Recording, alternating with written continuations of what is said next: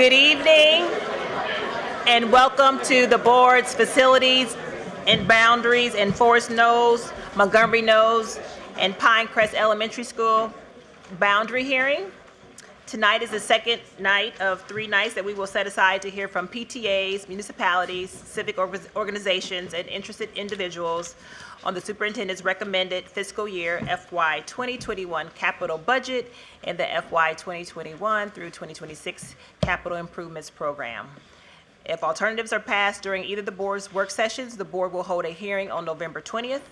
If no alternatives are passed, there will be no need for a hearing on November the 20th. As always, board members are looking forward to hearing and giving thoughtful consideration to your testimony.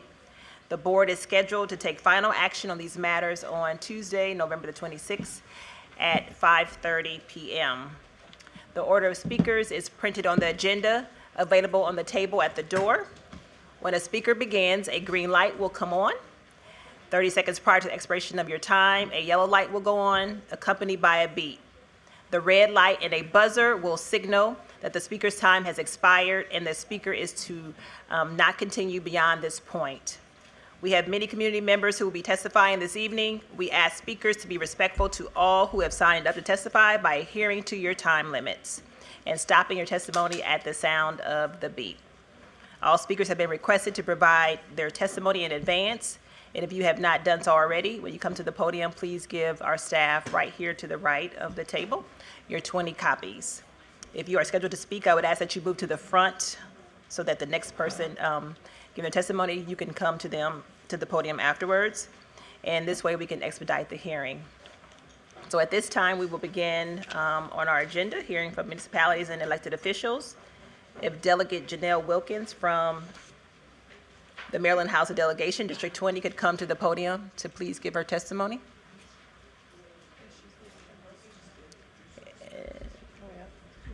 Sure. And so as we wait on that speaker, we will allow board members to introduce themselves. I'm sure you want to hear from our board members. I'm trying to get this moved. So I am Shebra Evans, the president of the board, and I will turn it over to board members to. Good evening. I'm Pat ONeill, Vice President of the Board, and I represent District 3. Judy Daka, member of the board, and I represent District 1. Good evening. Thanks for coming out tonight. I'm Rebecca Madraskey, and I represent District 2. Good evening, everyone. Jeanette Dixon, member at large of the board, and thank you very much for coming out on such a rainy night. I mean, it was tough driving. Good evening, buenas noches. I'm Carla Silvestre, school board member at large. Good evening, Brenda Wolf, school board member, District 5. Good evening, Nate Sinbite, student member of the board. Good evening, Jack Smith, superintendent. Thank you all so much for being here tonight. Good evening, Monifa McKnight, Deputy Superintendent, Montgomery County Public Schools. Thank you for being here as well. Good evening, Andy Zuckerman, Chief Operating Officer. Welcome. Okay, very good. So again, I will ask if Delegate Wilkins is here. Okay. So next we will hear from the next speaker, Mayor Bridget Donald Newton, Councilmember Feinberg from the City of Rockville.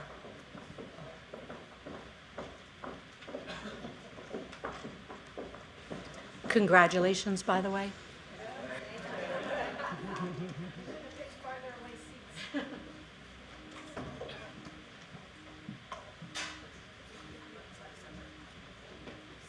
Sorry. Good evening, President Evans, Superintendent Smith, and members of the board. I'm Bridget Donald Newton, Mayor of the City of Rockville. On behalf of all of us on the council, Councilmember Feinberg and I are here to share our perspectives on the superintendent's capital budget's recommendations. The mayor and council greatly appreciate the school system's capital investment in recent years, including Bayard Rustin Elementary School and other Rockville priority projects. We ask for your ongoing support as many clusters serving Rockville students are still plagued by overcrowding and aging facilities. We urge the board to include a Twin Brook major capital project in the CIP to completely rebuild the school. Built in 1952, it is older than me. The school is ADA non-compliant, lacks sprinklers, and does not meet other critical safety standards. There are serious challenges at this school, including a 70% farms rate, the need for a linkages to learning program to address social and emotional distress, and lagging academic achievement. We implore you to prioritize students and their families by building a modernized school that will help them to excel.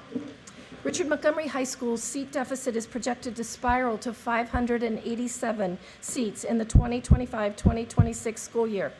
We support the opening of the new Crown Farm High School, which will relieve overcrowding at Richard Montgomery and other mid-county high schools.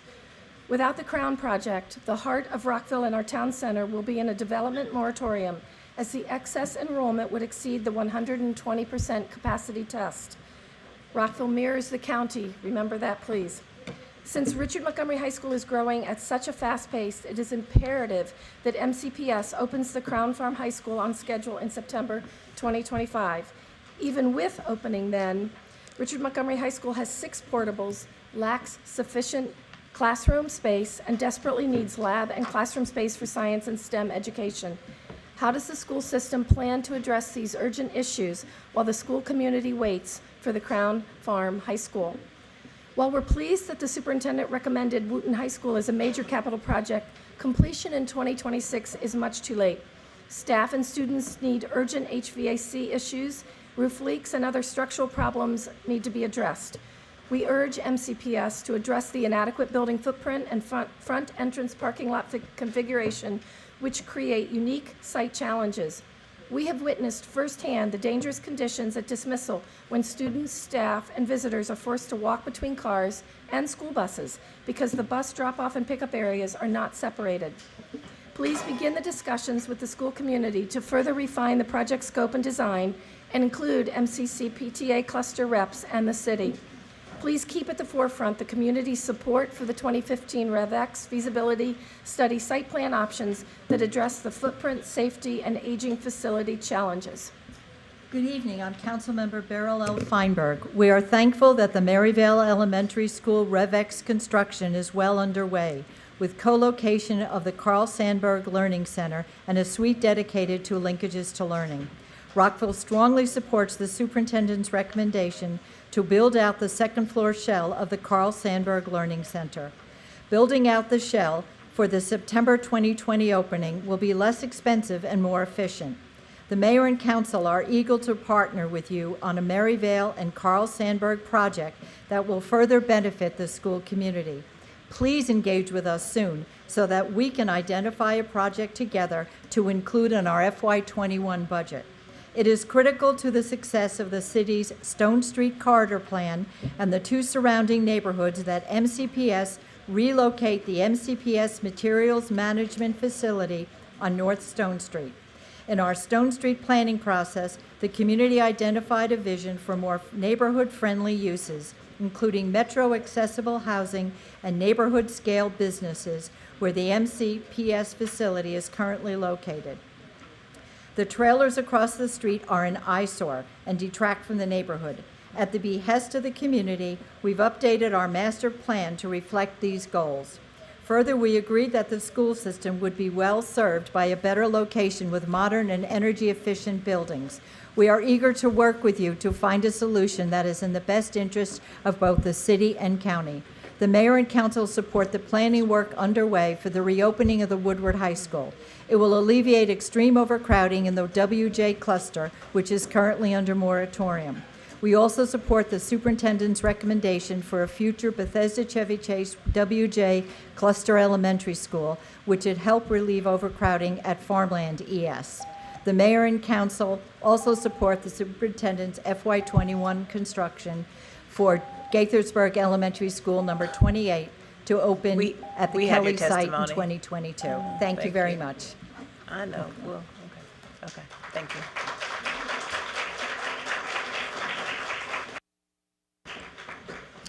At this time, we'll go back to Delegate Janelle Wilkins.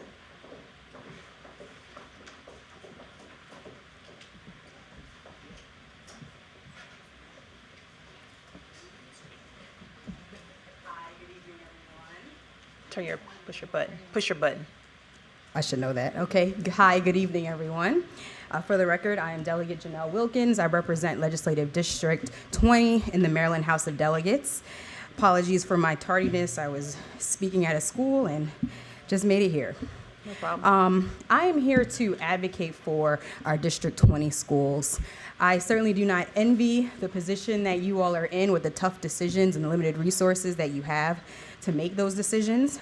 And I'm grateful for the process that you all have went through, the very thoughtful process in making decisions and changing the decisions around school construction in the process.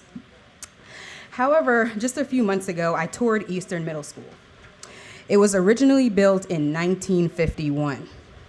I met the dedicated building staff that works tirelessly and literally puts Band-Aids on very serious infrastructure issues.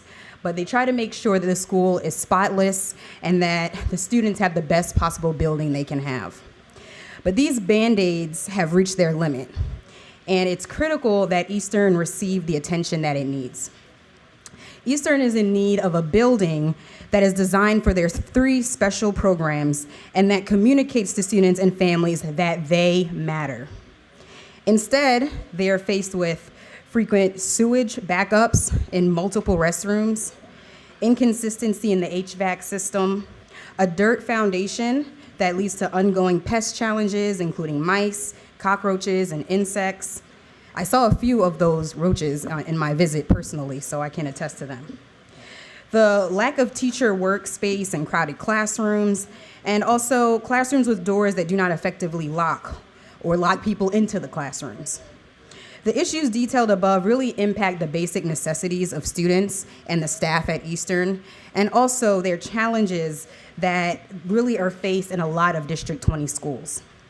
At the state level, as you know, we are working hard to secure $2.2 billion in construction funding statewide, and my hope is that we will be successful this year, and in the 2020 session, and that these funds will be prioritized in schools that need it the most, schools like Eastern Middle School, and places like Montgomery, Blair, Burnt Mills, Eastern Silver Spring, Tacoma Park Elementary and Middle School.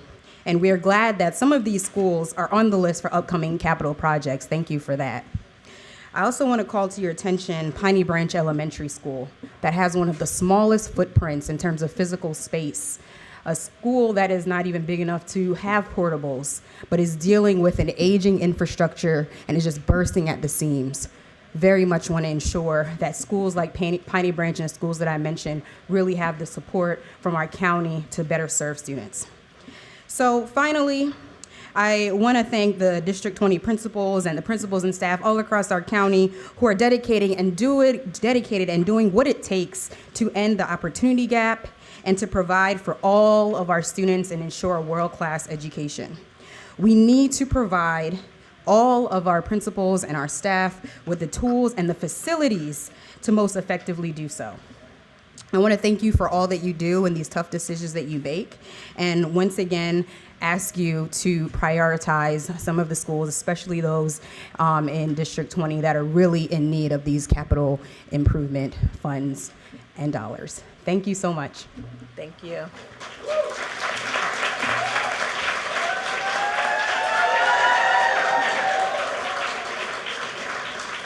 So now we will begin hearing from our students. First up, we will hear from Eliana Natasi.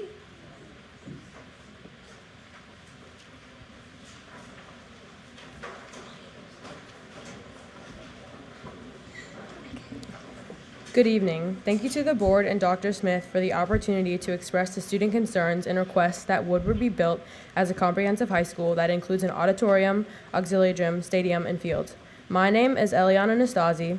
I'm an 8th grader and serve on the student member of the board advisory council and as a student government president at Tilden Middle School.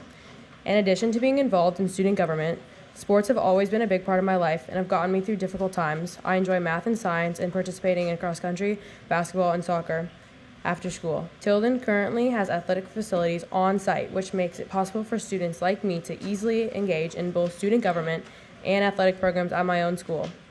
Studies show that sports decrease depression and anxiety. Participating in athletic activities in facilities at our school will allow students equal access to engage in athletic and extracurricular education programs to help to build a strong sense of community at Woodward. Some of my friends don't have the same opportunities that I have. My mom is a single mom and she works hard to make sure that I am able to play sports. I am lucky enough to play club soccer. Some students in our community are unable to play club sports for financial reasons or because they don't have access to transportation when one or both parents are working to make ends meet. But those students are able to engage in free sport activities and other programs at our school. Requiring students to spend extra time commuting to other schools to use facilities will create a burden on families with limited financial resources, and extra time spent commuting to a different school will take away time that students need to focus on their academic work and programs at their own school. Finally, what about school spirit? From my own experience, attending football games at Walter Johnson home stadiums are some of the best memories. I cannot imagine attending a high school without similar athletic facilities to other schools in the area. I'm now going to turn to Natalia Kraus to talk about the arts. Students are always excited to attend a brand new high school. I love art and music, as does my younger sister. I am excited that my younger sister could be a part of the Woodward School plays that the students put on. It is important that we have an auditorium that is large enough to fit an audience that matches the size of our student body. An auditorium is used for class meetings and award ceremonies. How can a 2,700 student high school with a potential arts program fit in a 400 student auditorium? Imagine going to a school play but having to sit on the floor because there isn't enough space for you to sit in a chair. I'm proud and excited at the potential arts program and ask that an auditorium be built to accommodate such a large high school. So today we are asking you to ensure that Woodward High School is built with comprehensive facilities that are comparable to other high schools that allow students like Eliana and myself to be fully engaged and have access to educational activities, arts programs, and athletic programs at our home school. Thank you.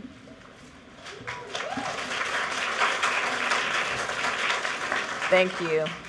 Next, we will hear from Rhoda Njuku.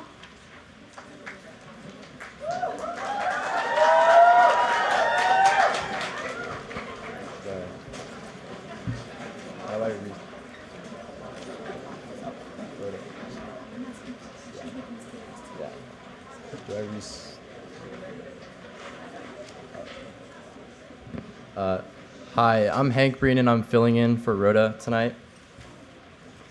So, as I walk through the broken doors of the boys' locker room, past the unused, moldy showers, I continue to stroll under the peeling white ceiling, illuminated by the ancient light bulbs casting eerie shadows throughout the room. I cannot help but feel that this place resembles more of a medieval dungeon rather than a place of education. And though this room may have sentimental value to the many people who have graced its dusty, cracked tile floors, I think that they will all agree with the fact that it absolutely needs to be renovated. My name is Hank Breen, and I'm a junior at Thomas S. Wooten High School.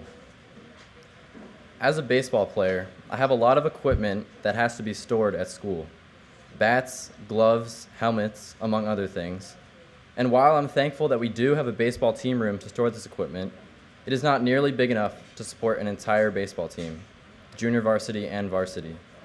Before practices, we are all there at the same time, a clogged mess which usually results in stuff getting lost or mixed between each other. This chaotic environment is stressful when our coaches are counting on us to get to the field in time. I should be thankful, however, that we even have a team room to begin with. Other sports, such as cross country and track, never even receive the privacy of a team room, and instead must stand out in the open locker banks and change in front of everyone walking by. I do not find it very equitable that we get the privacy of a team room while they have to scrounge for themselves amongst the dark caverns of the locker room. But that is what happens when there are only 2 team rooms in the school for lacrosse and baseball. And while this problem is quite unfortunate, there are still other hazards that risk the safety of students. When I was a freshman, I was lucky enough to get water for the entire team a few times. And as the newbies, we were tasked with filling up large plastic jugs of water. But where do you fill up the water? I find myself asking that question back then. There were really only 2 options. The first was using the moldy hose behind the snack bar on the track. But this was unreliable, as oftentimes the water was not even running to allow it. And I know what you're thinking. This seems unsanitary for students to drink. Well, it was still better than the other option. The next option was none other than the good old showers. Yes, that's right. We resorted to filling our orange Gatorade water jugs with the high-quality water straight from the locker room showers. The taste of pennies from the rusty shower heads became a comforting normality over the next few months. And sometimes, I like to think, what if the entire team became sick, all because we had nowhere to fill up our water? Say goodbye to playoffs and say hello to lead poisoning. But I guess that is just something that happens when your school was built in the 1970s. Back then, they could care less about what was in the water. But as I would like to remind you, it is 2019, Thank you. not 1970. We have your testimony. Thanks so much. Thank you.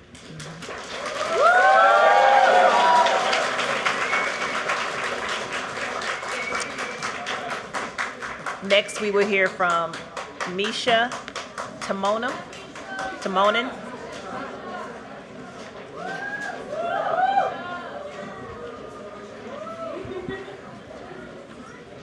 You can begin.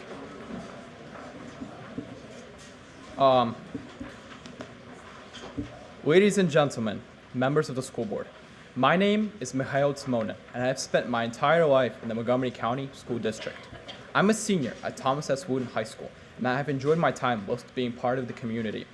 I've learned many new and interesting things, and over the years, I cannot be thankful enough for all the positive experiences Montgomery County Public Schools have provided for me. But I have come here not only to thank you for all these positive experiences, but to address some issues that are plaguing our school.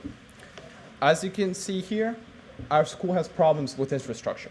The school was constructed in 1970, and over the years, things started to break. As you can see here, this pipes started corrode and drip water into buckets. And these other parts, the ceiling tiles were completely removed and never replaced. Some of these pipes were leaking as well. And as you can see here on the other poster, this is one of the sinks that had all of its glue removed. And as a result, whenever I'm using it, I'm always afraid of having it collapse onto my feet or hurt any other students. When the cracking paint of the walls of the school is hard not to notice. Whenever I step into the locker rooms, I understand that the building's old and its age is starting to show. But all I wish is that other generations of students are able to have as much as enjoyable time as I have at Wooten High School. Please provide assistance, and I assure you that future generations of students will be grateful. Thank you. Thank you. At this time, we will hear from, are you sharing your time or? Yeah, okay. we're sharing time. All right, go ahead. Hello, my name is Ryan Binder. I'm a sophomore at Thomas S. Wooten High School and a member of the Student Government Association. During my time at Wooten, there have been many leaks in the ceiling throughout the school. We have all grown to live with them, but I would like to tell you the story of an incident caused by one of these leaks. During lunch, I was handing out homecoming tickets outside the doors to the cafeteria. There was a big puddle outside the cafeteria doors that was caused by one of these leaks. When a student walked out the doors to pick up her homecoming tickets, she slipped in the puddle. This doorway is one of the most chaotic areas in the entire school, and it was a miracle that only one person slipped that day. Despite the wet floor sign placed by the building services and multiple attempts to combat the leak, the water kept spreading further along the floor. This student was swept from her feet and slammed hard onto the linoleum floor. We immediately rushed over to help this student, finding that she was quite shaken up and bruised. Leaks like this are among the many dangers at Wooten, but they are something that should never happen within a place of education. There are constantly new hazards that occur weekly. Although Wooten is a great school with excellent academics, hazards like these continue to arise and create an unsafe learning environment. Thank you. Thank you. Next, we will hear from Katherine Contreras.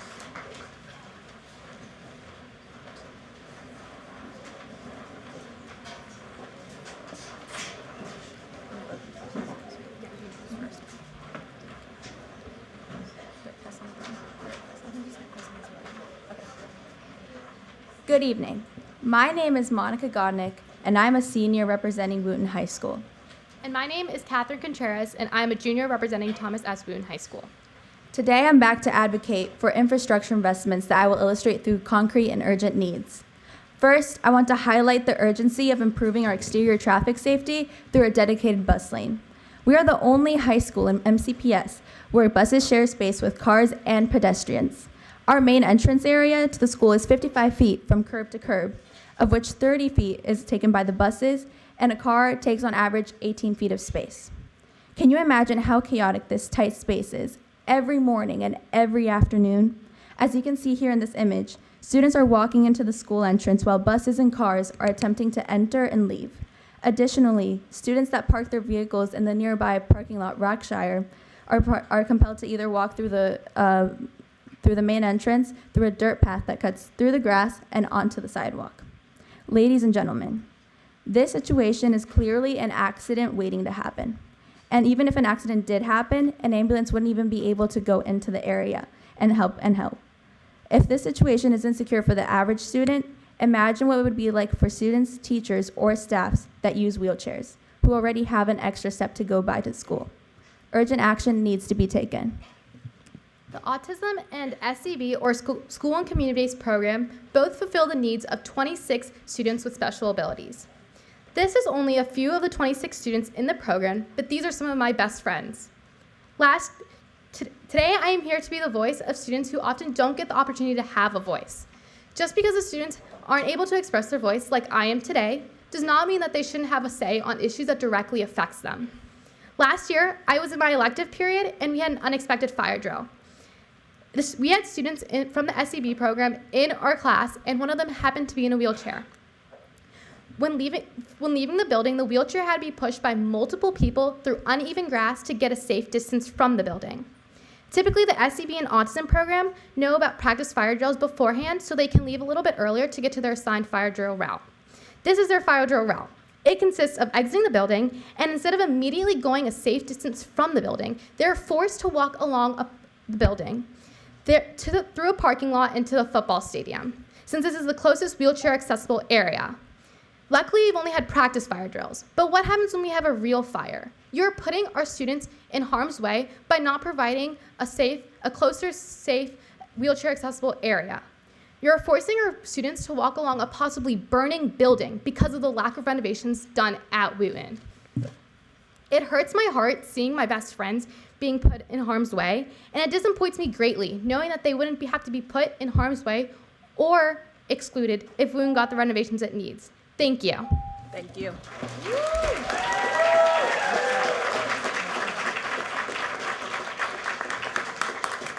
Our next speaker is Daria Tulsi.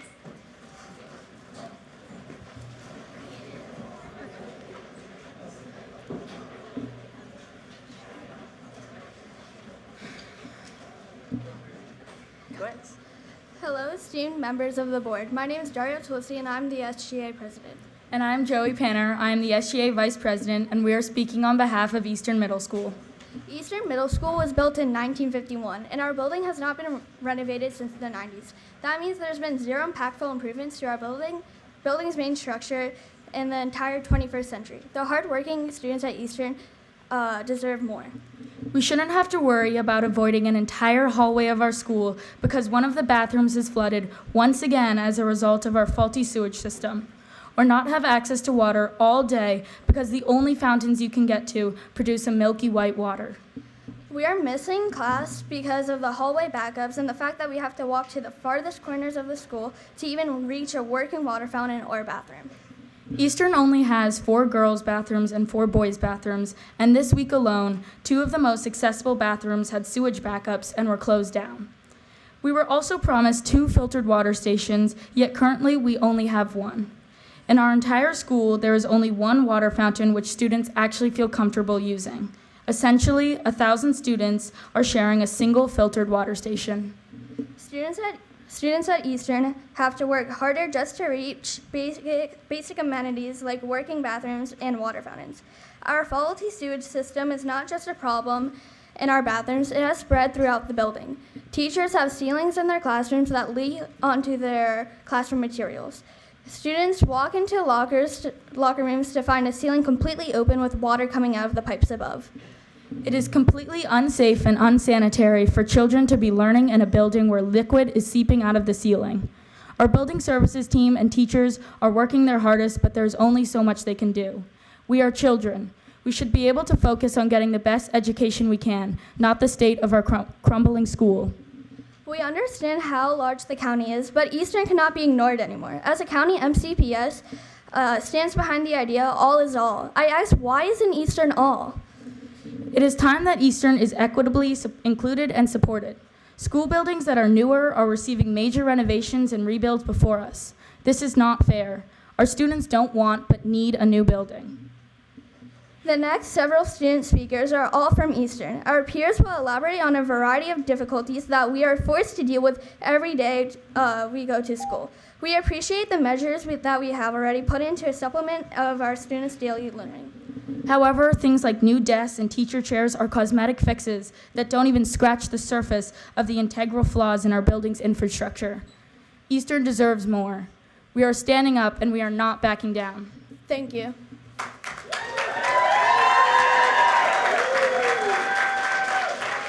Thank you. Next, we will hear from Martine Panner.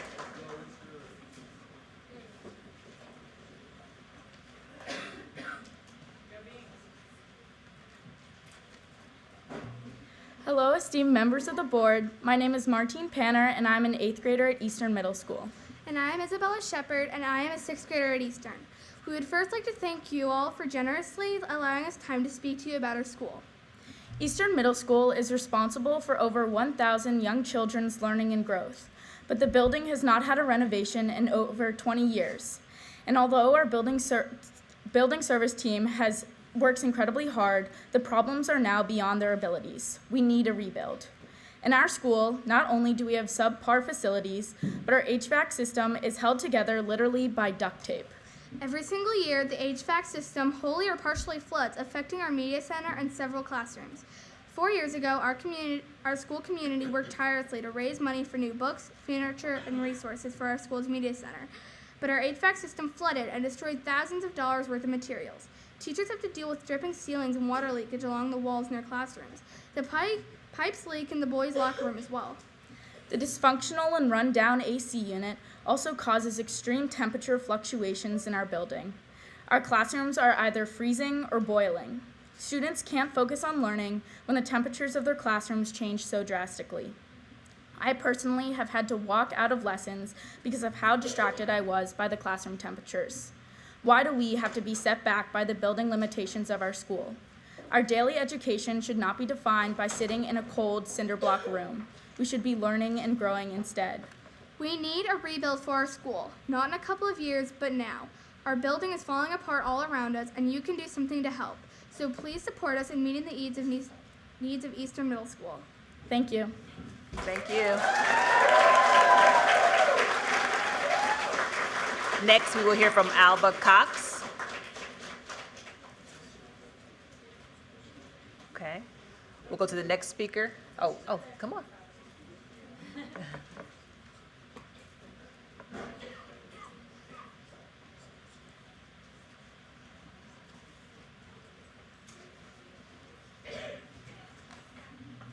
Hello, I'm Alba Cox, a student at Eastern Middle School. And I'm Lilia Lash, also a student at Eastern.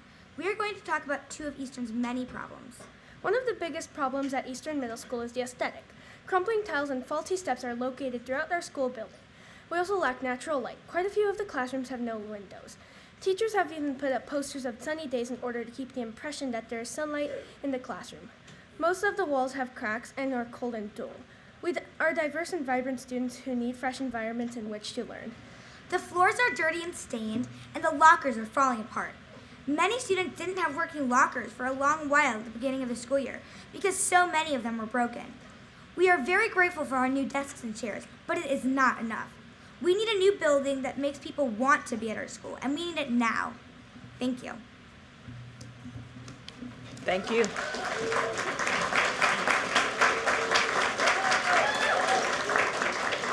Next, we will hear from Avery Baker.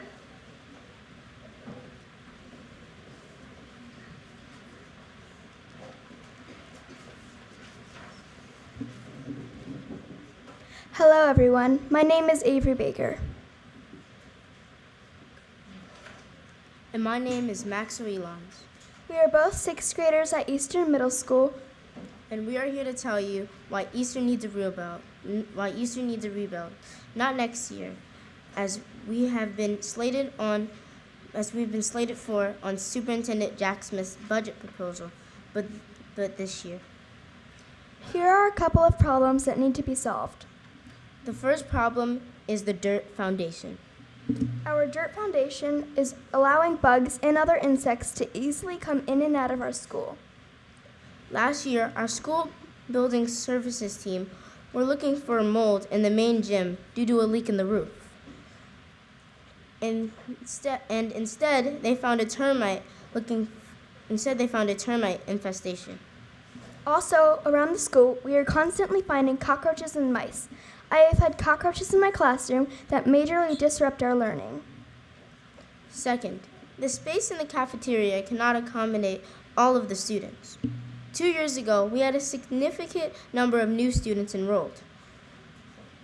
Because of the increase in student population, we had to change our bell schedule to accommodate 4 lunch periods instead of 3. If we tried to have all of our students eat lunch within 3 lunch periods, we would have been breaking the fire code for number of students we can have in the cafeteria at one time. Because of this new schedule, many of us 6th graders eat at 10 in the morning. At that time, we aren't that hungry, but then when we get home, we are starving because we haven't eaten since the early morning. We both love being students at Eastern Middle School. Our teachers are devoted, our classmates are fun, but the building is failing us. It needs to be fixed. Our school is in desperate need of renovations, and we are asking you to imagine if your child was in this environment. Wouldn't you want it renovated now? Thank you for your time. Thank you.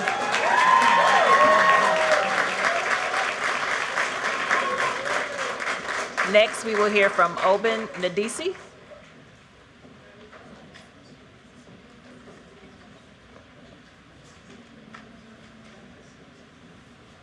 Okay, we'll come back, and now we will hear from Elizabeth Mayo.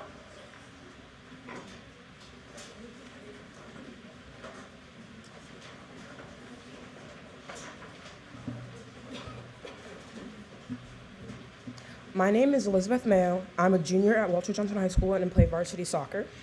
We all know what we look forward to doing Friday nights in high school, dressing up in said spirit and turning out to the football game. What most people don't realize is that there are more than just the boys' teams at the school. The girls' teams work just as hard, or maybe even harder, for less respect and recognition. There is always a big fuss about keeping girls interested in STEM programs, but it's the exact same problem keeping them interested in sports. This is why we need a stadium field when you reopen Woodward High School. Having an outlet for girls, where girls can make friends and be active, helps with grades, anxiety, stress, and keeping them out of trouble. Giving girls the chance to do what they want is imperative on how their high school experience will go. Everyone remembers the boys' games, but not many recognize the work ethic that the girls' side has. You must put a stadium field at Woodward so friends can come cheer for their friends. Most of my friends can't get rides after school to go to another location to cheer me on. We need girls to stick with their sport that they display outside of school or just something they want to try. And if you don't put a stadium fields at Woodward, this will further impact the amount of kids that will even try and definitely impact school spirit.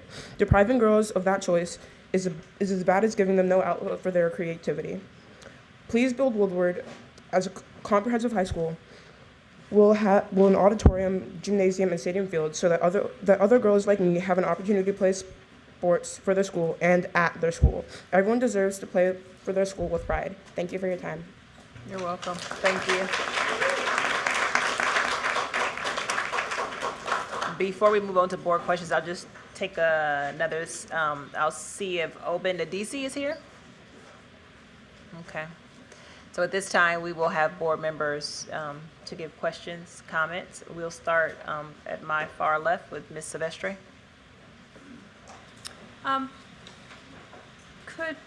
Dr. Smith, could you tell us about the plans for the phase 2 of Woodward, what the plans are for that, stadium included?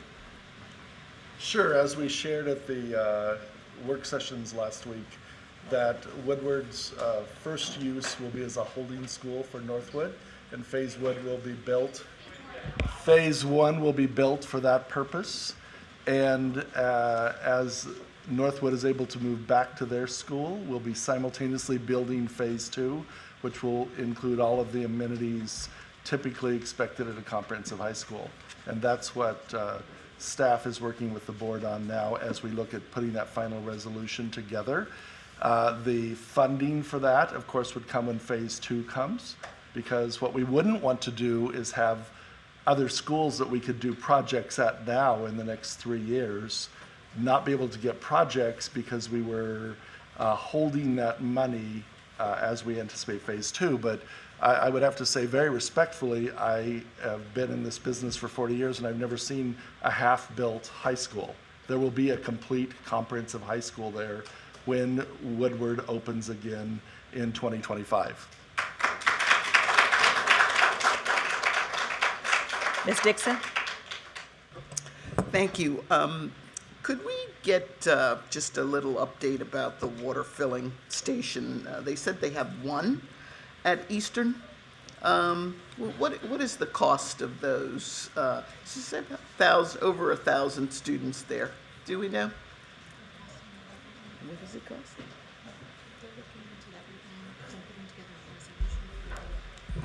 So the cost of water bottle filling stations is about $1,500 per unit.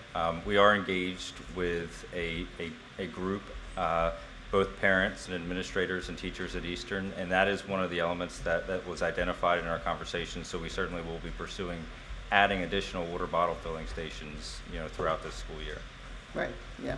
And I know Dr. Smith has Eastern in his sights, and though it is hard to hear, about dirt floors and termites and mice and roaches, but I do feel sure that we will get that work done.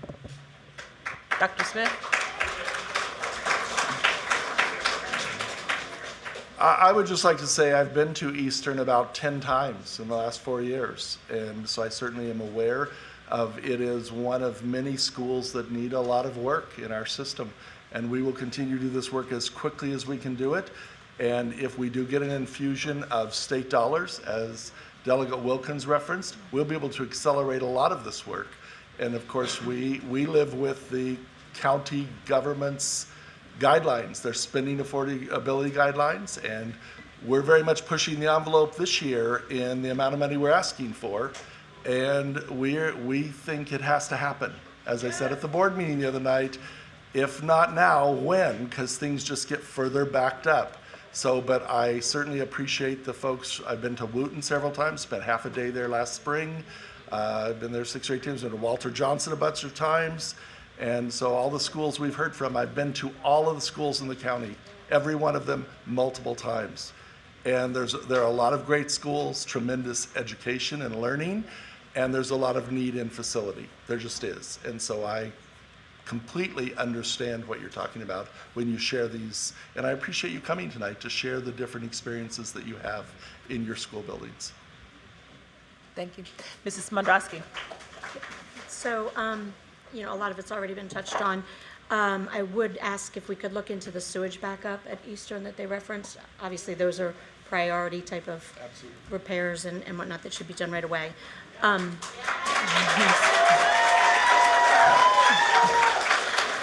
And in reference to Dr. Smith's comments, I know that I asked at the work session, but Dr. Zuckerman, you'd mentioned that there was already things that you guys were currently working on.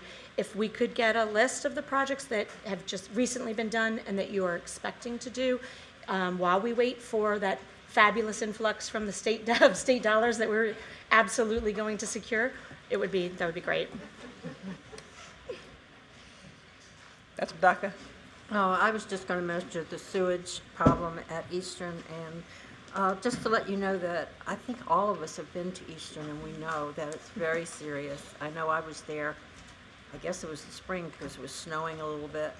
I was pretty upset with what was there, but I have to commend the staff and the students and the service workers for doing their best to keep that school in operating order.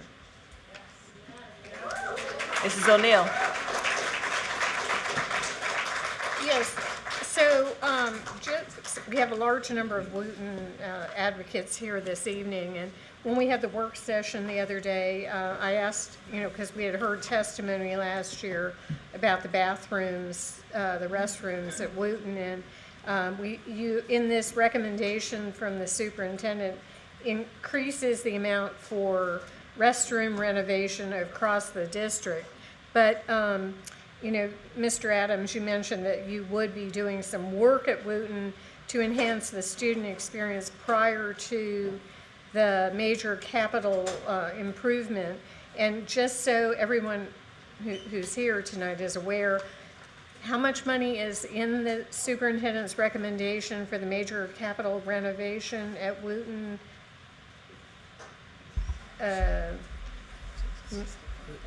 Right now, it is 60 to 65 million that is in there for the Wooten project. Okay, and there has to be planning, design, permitting before you get to the construction, correct? And all of that takes time. So, but there will be some enhancements for the student experience. Yes, similar to what we said about Eastern, we have and we will continue to engage with both parents, administrators, and staff around areas of that building that we can improve between now and when we will do the major capital project. Everything from site safety to restrooms to, again, overall experience in that building, we will address. Ms. Wolf. I just want to thank all of the students who came out to speak tonight. Very impressive. And I have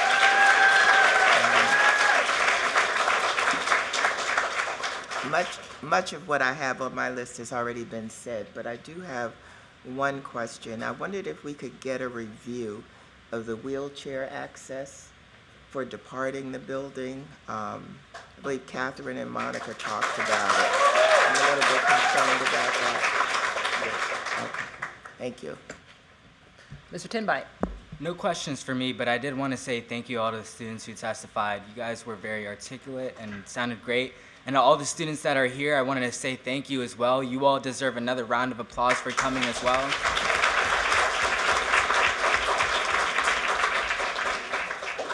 I, and as well as my colleagues, have definitely been to your schools and have seen exactly what you are talking about. So I hope we can continue to work forward on this. Thank you, guys.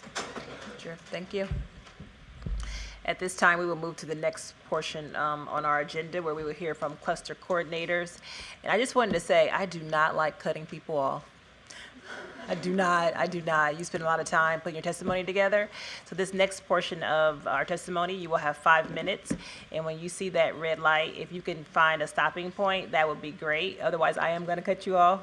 But we do have your written testimony. I just wanted to say that before I announce our next speaker. So now we will hear from Rodney Peel, representing the Richard Montgomery cluster. Push your button. Push your button on the mic. Yes. Thank you. You know me too well. Good evening, members of the board and leadership of MCPS. Rodney Peel. I'm one of the cluster coordinators for the Richard Montgomery cluster.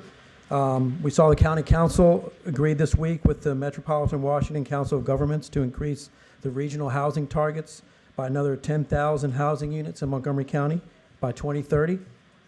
10,000 more than what's planned already, and 1,000 more in Rockville alone. So that means that what's in the CIP is not going to be enough.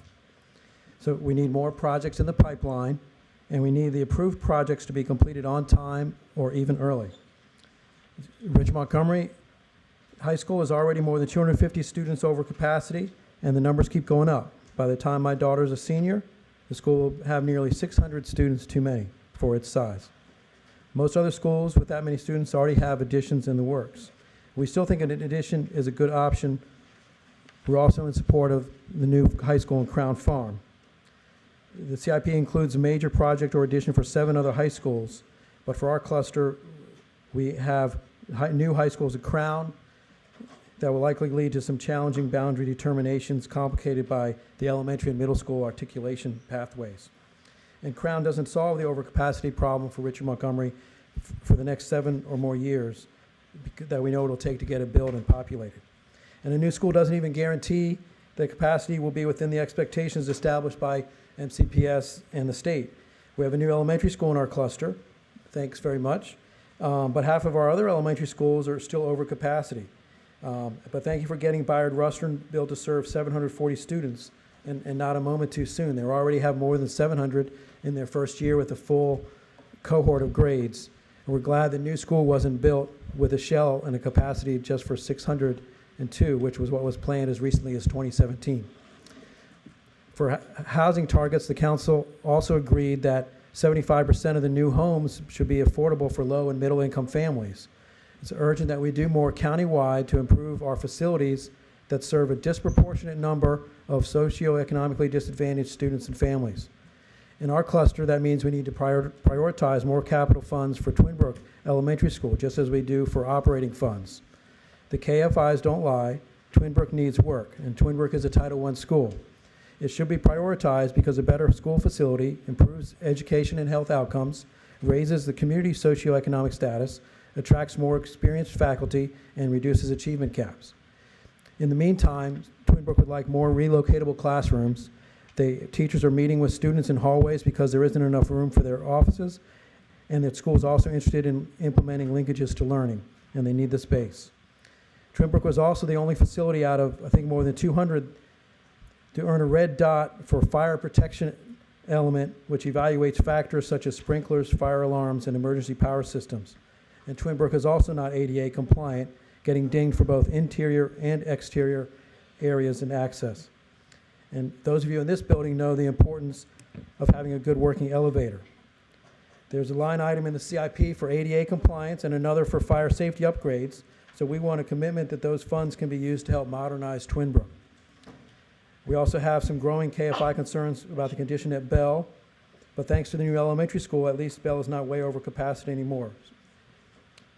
We're still waiting, as we get the portables removed from most of our schools, most of our elementary schools, we still want MCPS to devote some funds for repairs for the erosion, drainage, and damaged blacktop surfaces that remain behind.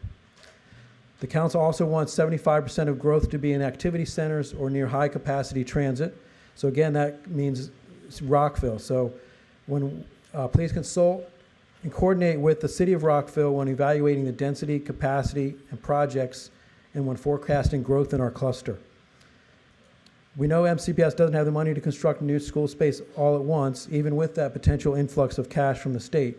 So we need good data to guide our priorities. And we continue to have concerns about the projections in MCPS.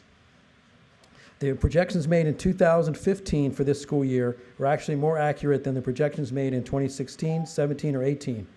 And last year's published projection for our cluster elementary schools was 500 students off the enrollment this year. But let me end on a good note. The CIP spending does make a difference. As you heard from all of our students already about the things that could be easily improved, we support these efforts, and we're happy to have artificial turf that to better meet the standards at Richmond Montgomery, better geothermal heating and cooling that they've worked so hard to fix over the summer. Thanks again for all you're doing.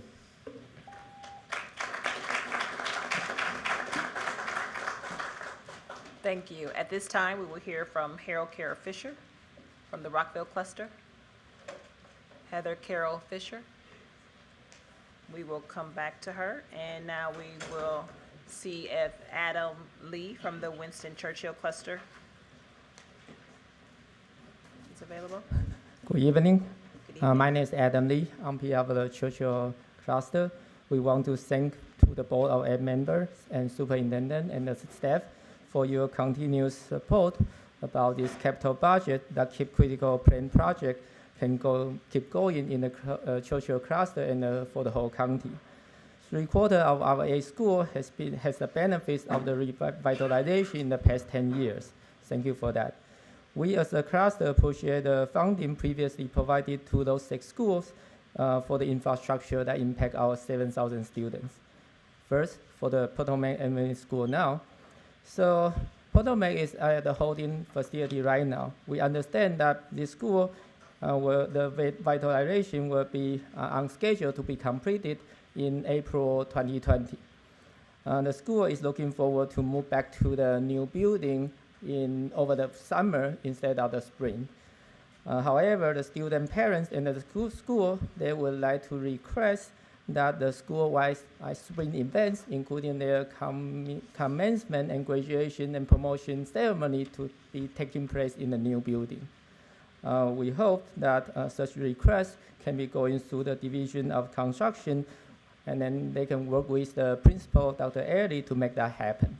Thank you.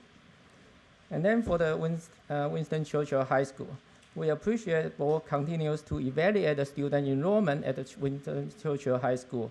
The enrollment has been frustrated over the years, but it has been continuously over capacity for about 20 years. But the main problem, maybe the main issue, is the overcapacity is not meet the 250 high school threshold to have the consider for the addition. However, in the recently published CIP, we all appreciate that the enrollment projection now has been projected. Right now, the actual enrollment is 289 above the capacity, and the following 8 years, following 6 years, the projection of the Churchill enrollment will be higher than 300, and at the end of 6 years, it will be higher than 400. So we are pleased that the superintendent has been recommended a physical feasibility study for addition for the Churchill High School. We would like to keep that actually happen. Thank you for that. Now for a county-wide issue, especially for 2 of the 8 schools at our cluster, is the HVAC. We all know the learning environment has high impact on the student academic and social performance, and they are affected by the school atmosphere. So HVAC issue has impacted many schools, not just for the Churchill cluster. For Churchill, HVAC system is a long-term repeated issue. Although the school was partially rebuilt back in 2001, but some central system of the HVAC was originally set in since 1964. Numerous repair has been completed over the years, but the problem still remains. The Churchill parents confirm that numerical stories of the students has been complaining on the regular basis about extremely either hot or cold environment over the hot and cold seasons. We highly recommend a proposal for fully replace the HVAC system at the Churchill High School. We have more than 2,500 students, teachers, and staff working at that building for every single day. For the other school, for Hoover, not long after Hoover has been rebuilt back in 2013, the HVAC system there has unexpected interruption regularly. The average maintenance response time, which is 2 weeks, that's great, but during every 2 weeks of the repairment request, the students and staff still suffering those issues. So in order to develop some centralized plan, as we stand here that we recommend last year, we request maybe we can have some data study, for the HVAC system county-wide. I think that will help not only for Hoover, not only for Churchill, but for all the schools in our community. On behalf of the Churchill cluster, we thank you very much for your support and consideration of recommendation. Thank you.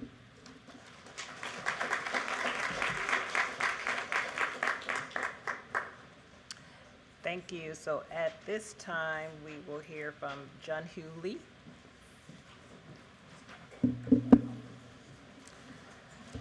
Good evening. My name is Junhua Liu. I'm the Wooten Cluster Coordinator. I'm here today to testify on behalf of the Wooten Cluster. As we all know, our community supports a strong county-wide public education system and wants all of our county school facilities to be in top condition, so our students can focus on learning and not get distracted by facility problems. We are very pleased that Wooten finally has been recommended for the major capital improvement project in this CIP recommendation, despite the urgent need. Much needed renovation of Wooten has been repeatedly delayed and deferred. However, the proposed completion date is September 2026, which is another 7 years from now.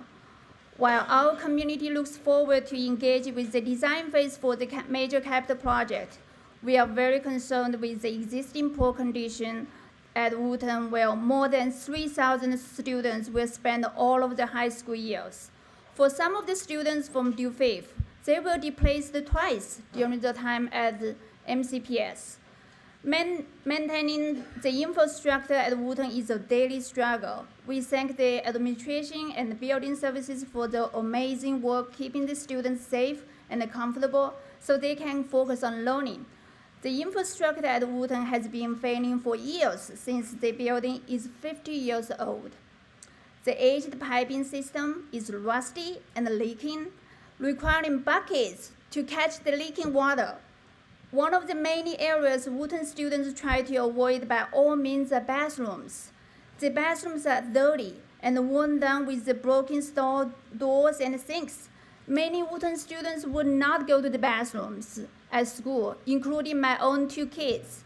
Additionally, the HVAC is inconsistent. Some of the rooms have no air conditioning, others has no heat. Now that Wooten is scheduled for a major capital project, we ask that you keep all the schools ahead of Wooten on schedule and move even more quickly if you can get the funds to make that possible. In the meantime, there are so many problems at Wooten that still need to be addressed. We ask that CIP funds still be spent to make the building more habitable for the almost 2 generations of high school students that will be attending school there in the 7 years it will take to complete this major capital project.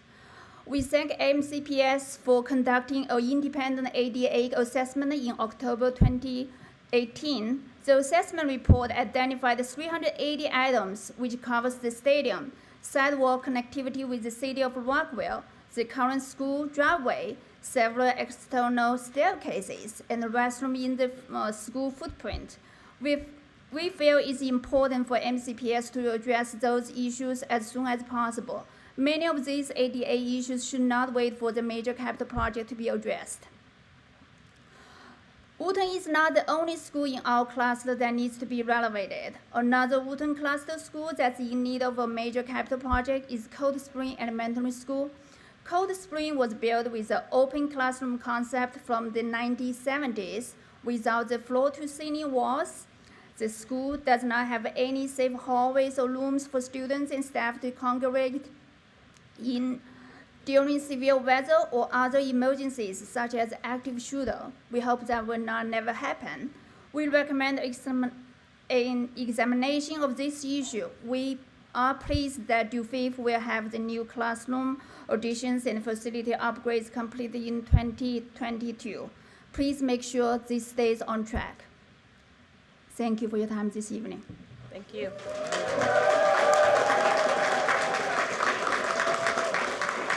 Next, we will hear from Nermeen Demopoulos from the Walter Johnson Cluster.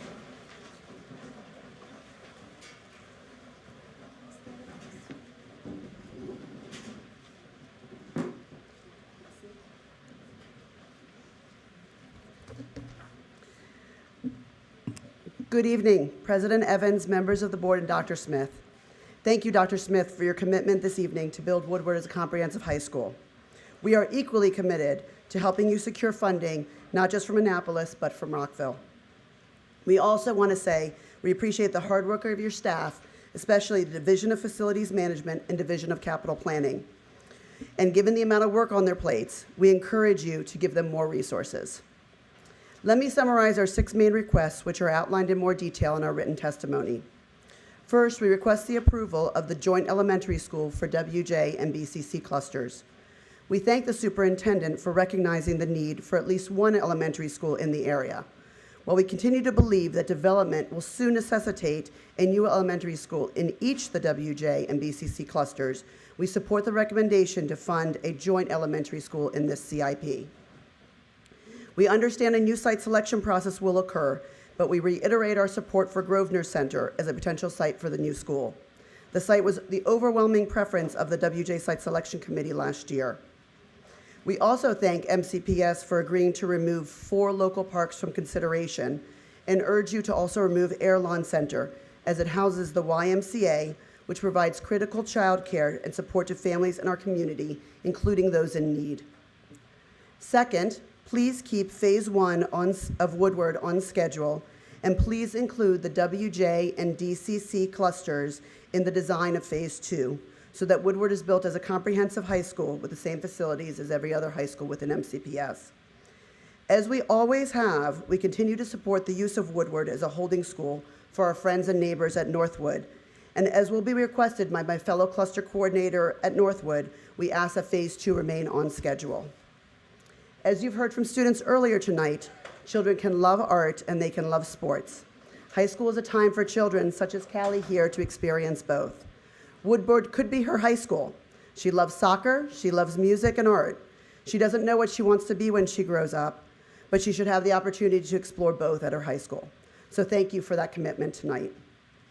Third, continued involvement of both the WJ, DCC, and surrounding communities in programmatic decisions in making both the process for both Phase 1 and Phase 2 of Woodward, and accelerate decisions about whether Woodward will be populated entirely by choice or by boundary adjustments, or both.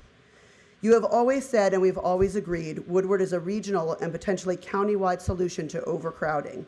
But programming and identification of the impacted communities cannot be put off for years, as this will hinder those communities from working together in the planning process to provide input to MCPS and to help inform decisions about what their children's future high school might look like. Fourth, continued support for our request to include new and diverse specialty programs at both Woodward and Walter Johnson High School, and continuous articulation at all school levels. Fifth, assistance for Walter Johnson High School, as our school's enrollment balloons beyond 3,000 students before Woodward is reopened. Woodward High School will need more portables, security cameras, lighting, and fencing. Finally, as you've heard from other clusters this evening and other evenings, the review of the enrollment projections, including engaging Park and Planning's Office of Fundamental Planning. Our area has more than 20,000 housing units in the pipeline, and it's unclear as to what projects were included in the projections.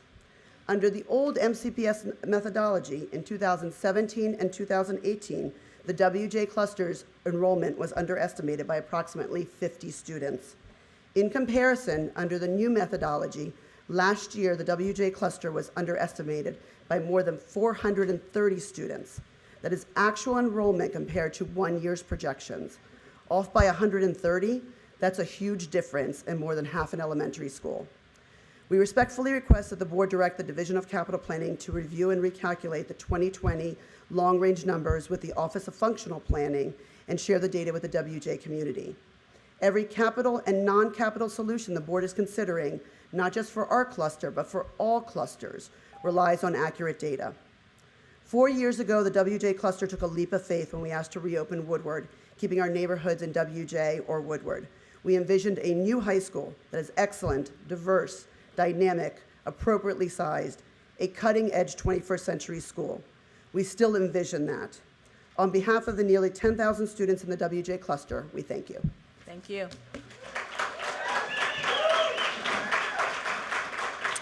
Before we open it up for board member questions, I just want to acknowledge any MCPS staff that's in the audience. If you could either stand and be recognized or wave your hand, we really appreciate our staff being here. All right. Okay. Thanks. All right. So at this time, I'll start with Ms. Dixon for board comments. Thank you. I don't have any questions at this time, but I did want to make a comment and to ask all of you who are here this evening to help us as well. I think our superintendent and his staff have done a great job on this CIP, and they have really listened to you. You know, we've seen Wooten here in years past, WJ, Eastern as well, and with the KFIs, the key facility indicators that we've been looking at, I think, you know, the school system has been responsive. And you can also see that over the last 10 of the last 11 years, MCPS has grown by 2,500 students. That's the equivalent of a high school in each of those years. What hasn't kept up is the infrastructure, the transportation, the roads. That's not MCPS's job. That's the county council's job. And we would really like your support in going out and advocating to them to keep this up. You know, we heard from one of our delegates the other day when we met with the state delegation about the area in Clarksburg, that people can hardly get out of their neighborhoods because, you know, they just don't have the road and the infrastructure roads to deal with all of that. And so that's something that we have to work on as well. And we really do need your help with that, and would love it if you would write to the county council and share with them, just as you share with us, you know, what your needs are. So I just wanted to mention that and give a plug because I think, as I said, our superintendent has been responsive, so has, you know, facilities. And I think we have, you know, in the CIP, what we need for the next years going forward, and the board will do its job as well. So I just wanted to mention that. Thank you. Mrs. Madraskey.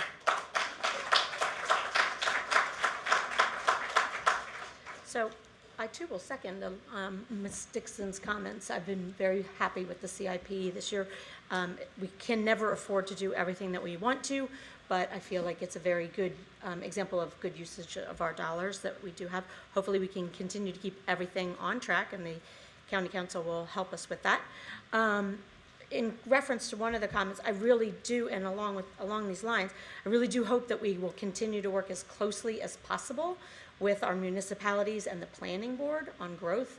I know that we've gotten better over the years, but as they continue to approve projects, I really hope that we may have a very prominent and vocal place at the table while they're making those plans.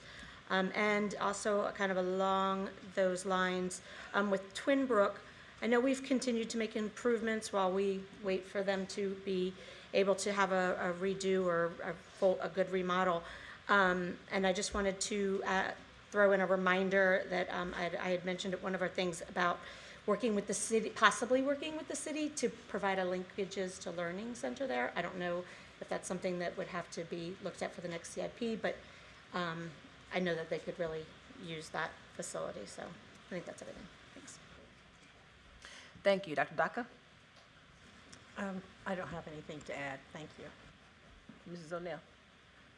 Yes, well, piggybacking on what Ms. Dixon said, you know, certainly this CIP is a step in the right direction, but, you know, recognizing that we have within it 4 major capital projects for high schools, plus Crown, plus Woodward, and, you know, several projects in elementaries and middle schools, it still leaves a long list of schools that need to be, facilities that need to be addressed. The board, we're a fiscally dependent body. We don't spin straw into gold here at Carver.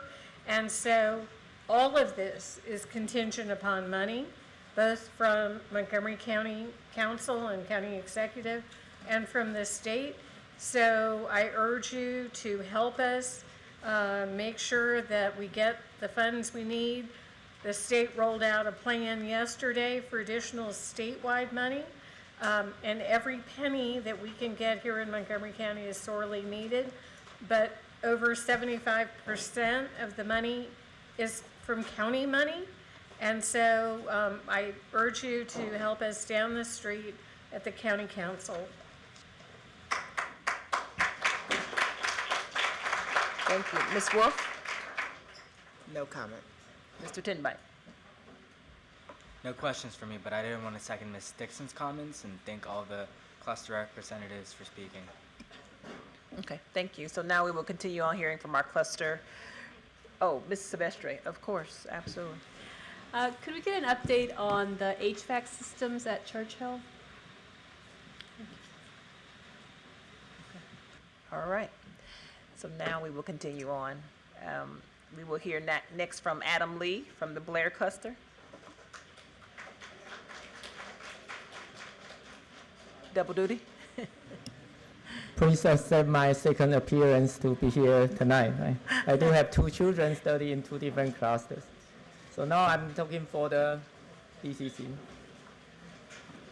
So we thank the board member and superintendent and the staff for your continuous support on the capital budget that keep critical plan project that has been done on schedule. First of all, let me speak on behalf of the Blair High School. As the largest high school in the state of Maryland, we just have new portable being installed on site right over the summer. However, increase the lighting and security camera is needed for the perimeter of the building, including onto the portables. Blair is very close to I-495 and University Boulevard. We often have the vagrants wandering around the campus or around the buildings that's talking to our students. We cannot see 10 outside portables very easy that holds 300 students in every period. In addition, the portables are very near to well-used football stadium and the baseball and softball field that is maintained by the Parks and Planning. And then they have the contractor and working staff been around our school community on every single day. So now let's move on to the Tacoma Park Middle School. MCPS has been extremely responsible for the news about the addition that is going on right now at the TPMS. Independent of that, we are hoping that we can have the inside painting for the existing part of the building. So although the painting job has been done here and there, but the overall painting is going to improve the student study. Right? We do not want the worker being there that every month. We want the job to be done at once when the new addition is open. And then we would also like to advocate for the continuous upgrade for the HVAC system at the Tacoma Park. As the existing building has been aging, the HVAC system needs a new attention very soon. So we do have the one page of the Eastern Middle School on my written testimony, right? Because we have the student testify already, let me skip that part. I skipped, that doesn't mean we don't emphasize that. We do appreciate why we have already spent quite amount of time on that. So let me move to the elementary school. First elementary school on my testimony will be for the Piney Branch Elementary School. The recent CIP scratched Piney Branch scheduled 6 school additions out. The reasoning is needed for the comprehensive facility upgrades, which makes sense, but delay for another 6 or so years is totally unacceptable. This may be the first time recently that MCPS has linked the Piney Branch over crowded issues and then the needs of the addition. That represents an opportunity to get an improvement. However, the new CIP make that out of the list already. So MCPS not only above the capacity in the all future years on the CIP, but right now we do have the 657 students using the 611 school capacity right now. For the Rolling Terrace Elementary School, there are several items that would greatly improve the health, wellness, and safety and appearance of the school. Cafeteria extension. The current size of the cafeteria at the Rolling Terrace is not sufficient to hold any single grade. Given that, Rolling Terrace is the Title I school, with almost 80 farm students are there. That means when the students finished about the breakfast around 9 a.m., they are returned, some of them are returned back to the cafeteria for their breakfast just 75 minutes later. So that means after they have their early lunch, they might not have any food until they have dinner at home or any other place. So other students do not eat after 9 p.m. until 1:15 p.m. 9 a.m. and then until the 1:15 p.m. That requires the teacher in the classroom to supply some of the snacks and other food. So there are some external improvements I listed on the written testimony that I'm not going to read it here. For the water filtering system at the Rolling Terrace, the recent analysis of the water quality is showing the school has the above the lead level water quality. We hope that can be addressed very soon. To close my testimony here, on behalf of the Blair High School cluster, we thank you very much again for your continued support. We are also excited that Pinecrest, Montgomery now are underway. And then we also, as a DCC, we appreciate the construction of the Woodward High School that can alleviate overcrowded in the downtown consortium. Thank you very much. Thank you. At this time, we will hear from Laura Mitchell from the Wheaton cluster, from the Wheaton cluster.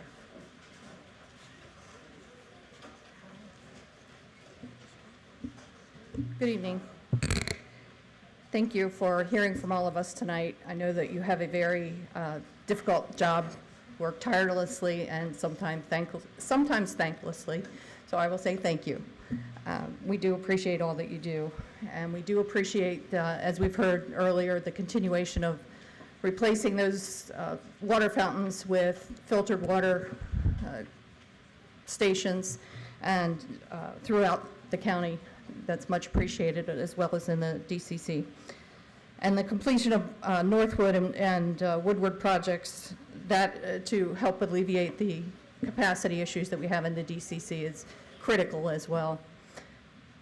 Tonight, as the Wheaton Cluster Coordinator, but also as Parkland PTSA President, I want to talk to you a little bit about what's going on at Parkland and our capacity issues.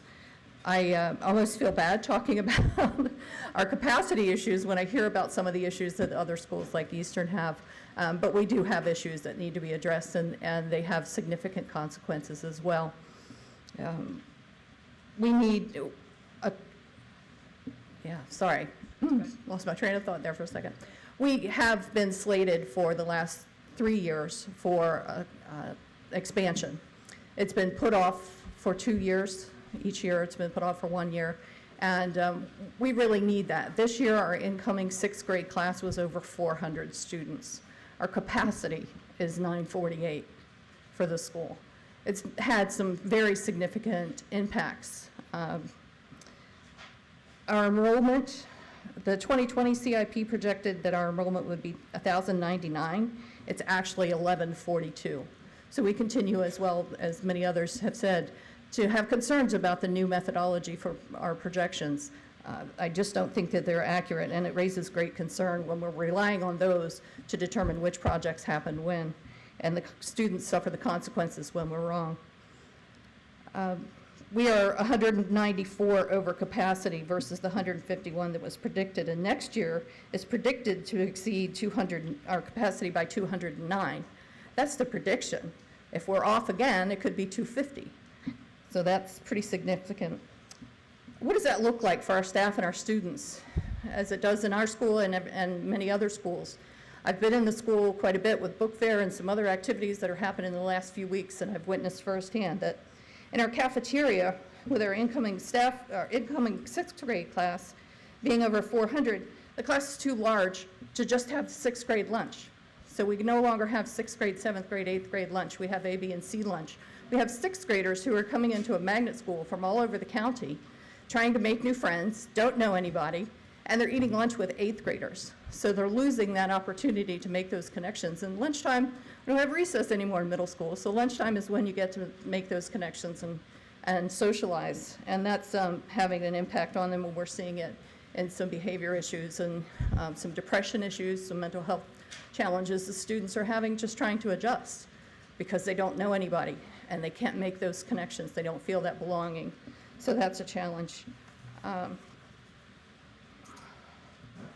other grades are mixed as well. We have 7th grade eating with 8th grades, and it's just a real mix mash. And it's very challenging by the time they get through the line to get their lunch. Sometimes lunch is over because there just isn't the capacity to do that.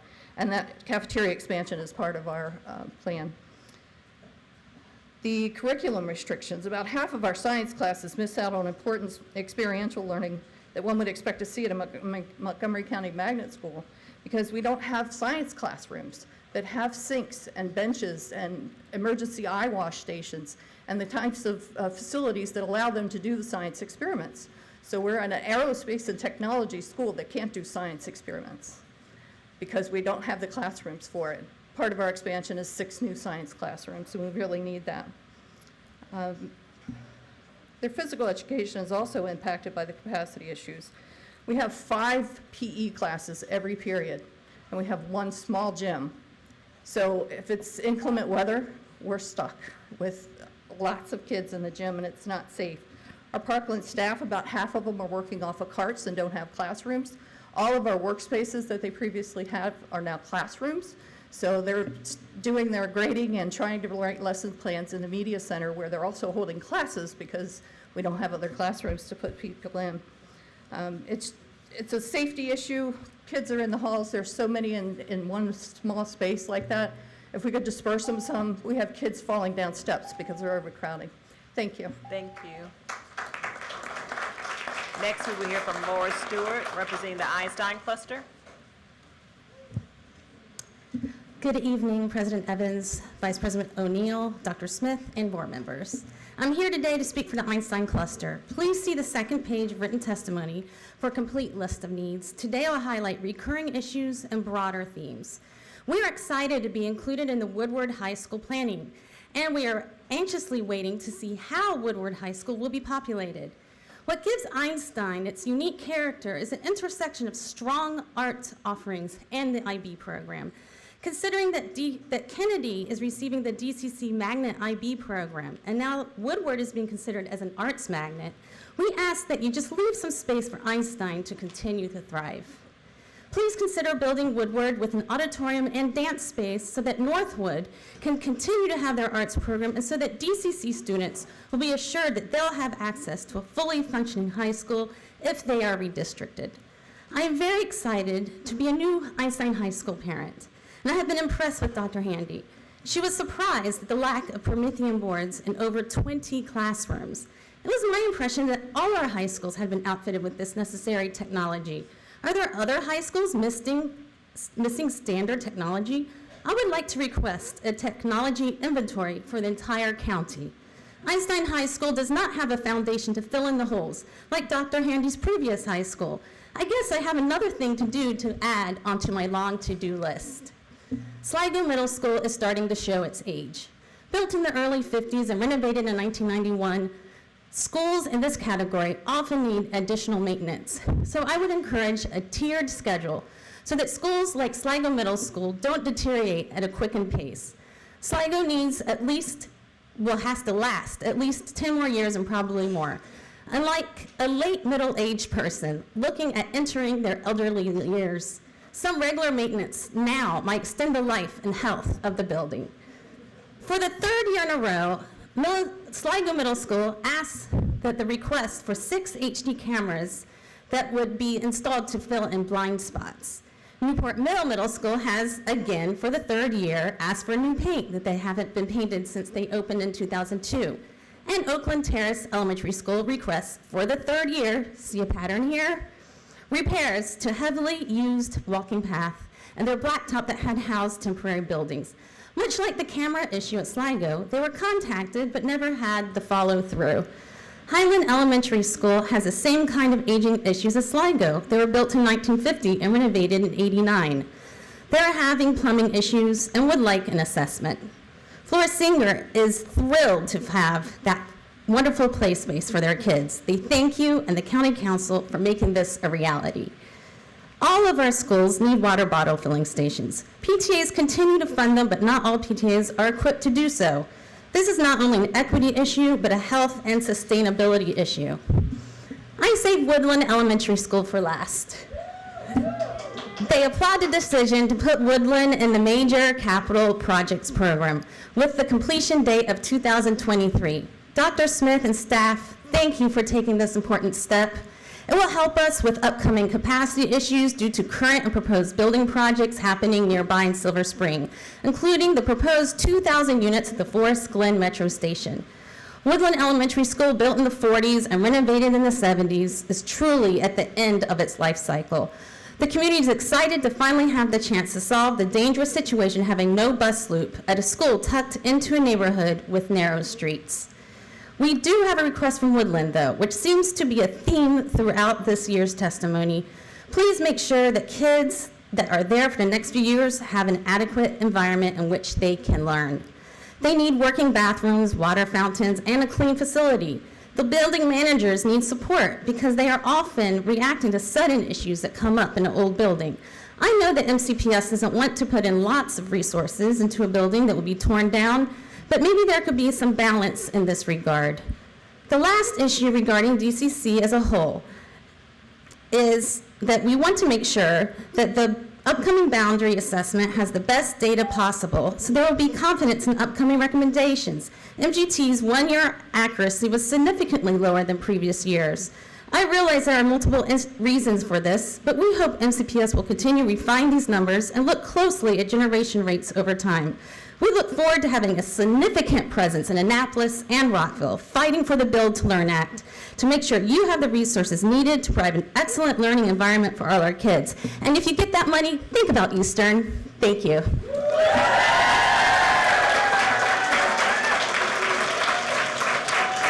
Thank you. At this time, we will hear from Danny Che from the Kennedy Cluster. Good evening. I'm the proud parent of a Glen Allen Elementary School student. Go Gators. For the county cluster, first we would like to thank the board for the approved replacement facility for Colonel E. Brooke Lee Middle School class and classroom additions for John F. Kennedy High School, both scheduled for completion in September 2022. Separately, I have two issues I'd like to bring up tonight concerning Glen Allen Elementary School and Strathmore Elementary School. First, as you know, Glen Allen is a focused school with over 50% of its students farm eligible. Targeted instruction in the earlier grades greatly helps our students move towards proficiency. Unfortunately, as Glen Allen's student enrollment has grown, we are currently at capacity. We have had to make every classroom space available for regular instruction. This means that Glen Allen's award-winning STEM Academy now lacks an adequate permanent home to conduct experiments, house equipment, and carry out instruction. For the past 6 years, Glen Allen's STEM Academy has been an academic model and an inspiration for educators across the county. The STEM Academy, which serves the students from kindergarten to 5th grade, also provides free after-school clubs such as STEM Explorers, Ozobot Club, and computer programming with Lego Mindstorms. It has a strong focus on girls in STEM. For this year, however, our STEM Academy was relocated to a small former computer lab space. That space lacks the necessary plumbing, sink, and fixtures available in the current classroom. The space could be retrofitted by installing a sink and accessing plumbing on the other side of a wall between the computer lab and adjacent administrative space, which currently has a sink. Our principal has already requested funds for this repurposing without a decision by MCPS to date. We ask that the Board of Education make this item a priority, allocating the small amount required to keep this invaluable program delivering STEM benefits to our children. Second, Strathmore Elementary School over the last few years have submitted multiple facility requests for portable classrooms to accommodate their growing student population. They have all been denied. The county has approved building additional small rooms in the open spaces in the 3rd and 5th grade pods, but frankly, may only have minimal impact since there is already limited space in the pods. There is a walkthrough scheduled with Julie Morris next week, who's a facilities manager, and this issue will be brought up with her as well. Along with the additional classrooms, an additional room is requested for administrative use to accommodate supplies such as office equipment and musical instruments. We ask that the board address the growing student population at Strathmore Elementary School by allocating the resources needed for additional portable classrooms and administrative room. Thank you. Thank you. At this time, we will hear from Honorable St. Gerard from representing the Northwood Cluster.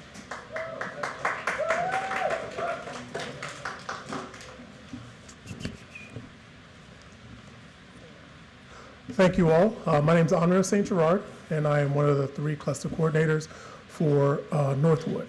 And I currently have 2 children enrolled in MCPS, with the 3rd one slated to start next year.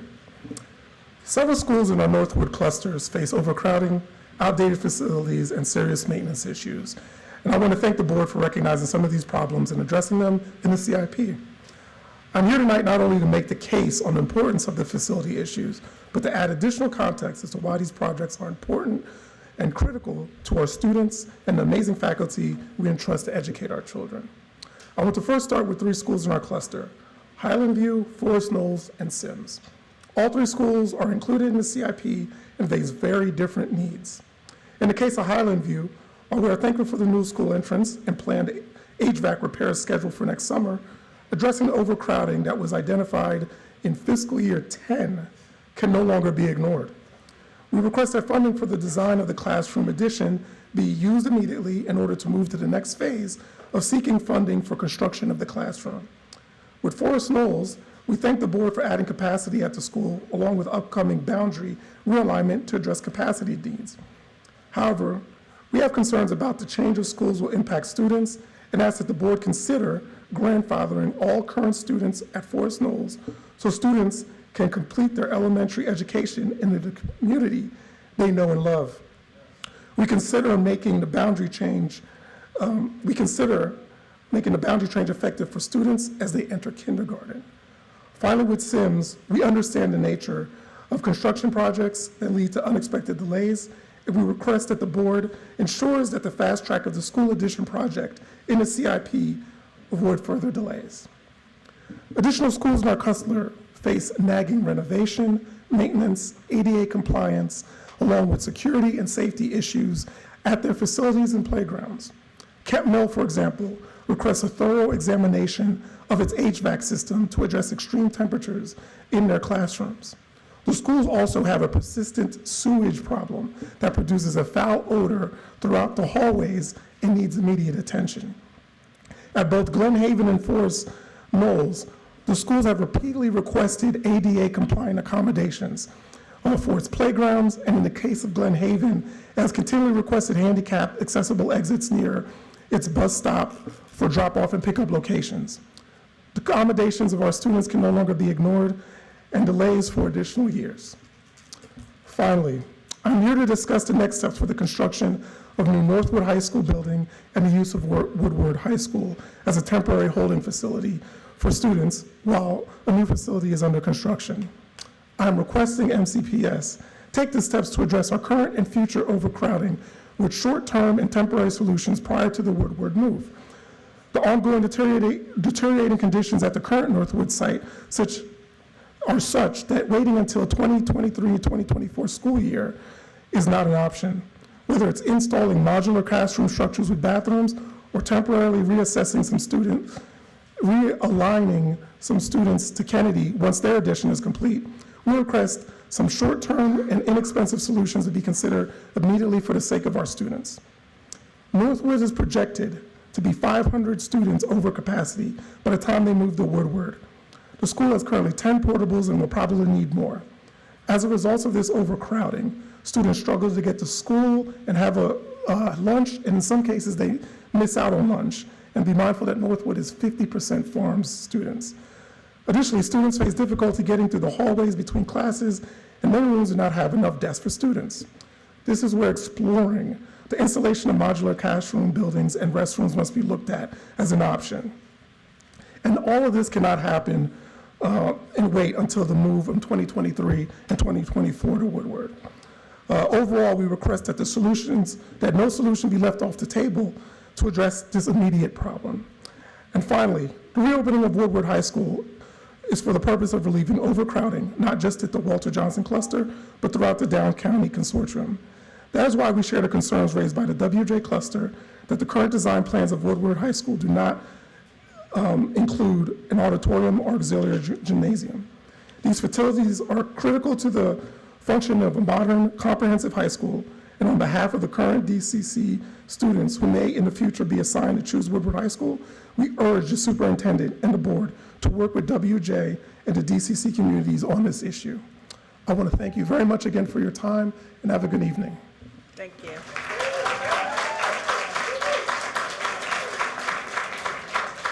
At this time, we're going to open it up for board questions, and we're going to start with Mrs. Madraskey. Yep, so thank you. First, I'll start with the Promethean boards question. I too thought that pretty much all of our classrooms, so I fully support a technology inventory. I don't know if you want to, Dr. Smith? Yeah, absolutely. We will, first of all, send someone to Einstein. That'd be good. And then we'll look out across the system. Okay. I know that they're trying to switch over the different types of boards, but right. I really thought that all of our schools had yes. that kind of technology. We will follow up on that. Great. Thank you. Then also, we've heard a lot of concerns for a while now.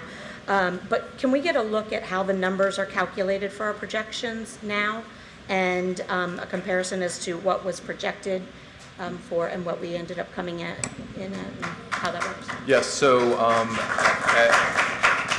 As we've discussed, we are preparing for the board that analysis that you requested at your work session. And I do just want to clarify that the projections that were done by our consultant are not the projections used for the CIP that we're talking about here. They were based on the amendment year last year. So we have a demographer in-house who did the projections for this year. We look forward to that experience. And at the same time, we'll provide the analysis to the board as we were in a transition year last year. Okay, I appreciate that. Thank you. Quickly, the other thing, we've been getting a lot of emails and hearing a lot about the STEM program space at Glen Ellen. Can somebody speak to that a little bit? Because I didn't realize that that was a... Sure, I can speak to that. I actually have visited that classroom, spent an hour in the STEM Academy, and at that time, the school had enough classroom spaces to devote one to that. We'll take a look at retrofitting that small room and weigh that against what's possible, as well as the expense and all of those other things. But they still have the program, it's just in a smaller space. And so it was in a regular sized classroom. So I spent an hour in there a year ago, about a year ago right now. So. All right, cool, thank you. And then the last thing I just wanted to comment on is, we keep hearing about water filling stations, and I just kind of wanted to, I haven't had a chance even to discuss it with all my colleagues yet, but we are working with staff to evaluate which schools don't have them and get a cost estimate on what it would take to Yeah, we have that estimate because the board had made the request last year for water bottle filling stations that did not ultimately get funded at the county level. So it would be a very similar request from last year. One thing just to note, because we do hear this from time to time, I want to make sure everyone is aware that the state and the county adopted regulations so that from a water safety perspective, schools cannot have greater than 5 parts per billion of lead in water, which is as far as I know, one of the most stringent standards in the entire country. Within 2 weeks of that going into effect in Montgomery County, we shut off any water source that was greater than 5 parts per billion and less than what the previous threshold was, which was 20 parts per billion. So within 2 weeks of that law going into effect, there was absolutely no drinking water in Montgomery County that was unsafe. So water bottle filling stations are not a safety factor. They're really an environmental issue so that we're not reusing plastic water bottles. People can, not overusing plastic, but can reuse their own water and have access to it throughout the day, but it's not from a water safety function because that law went into effect. So I just want to clarify that. Yeah, no, I appreciate that. This is one of the things that the conversations that we've been having is that we recognize it's more of an equity thing as opposed to a safety issue. I'm not suggesting that we would never buy plastic water bottles ever again because we would need them no matter what. But so yeah, I just wanted people to know that it's being looked at and discussed. So thanks. Dr. Daka? Yeah, I know that you've probably explained this before, but Strathmore and the relocatables, are you projecting that the population is going to go down? I'm not sure, but if you can say something on that. So yes, we did a modification at Strathmore to actually create an accessible bathroom at that school, and we're looking at that restroom displaced a portion of a classroom. So we're looking at other ways to relocate that classroom, or if it's best suited with a portable classroom, and that's what we're evaluating right now. Oh, okay, thank you. And grandfathering in the children at Forest Knolls. How are you managing with that? Dr. Smith? So currently the recommendation that's in front of you is to allow the second graders to continue, and then they would switch to their new school as they would in a primary intermediate pattern.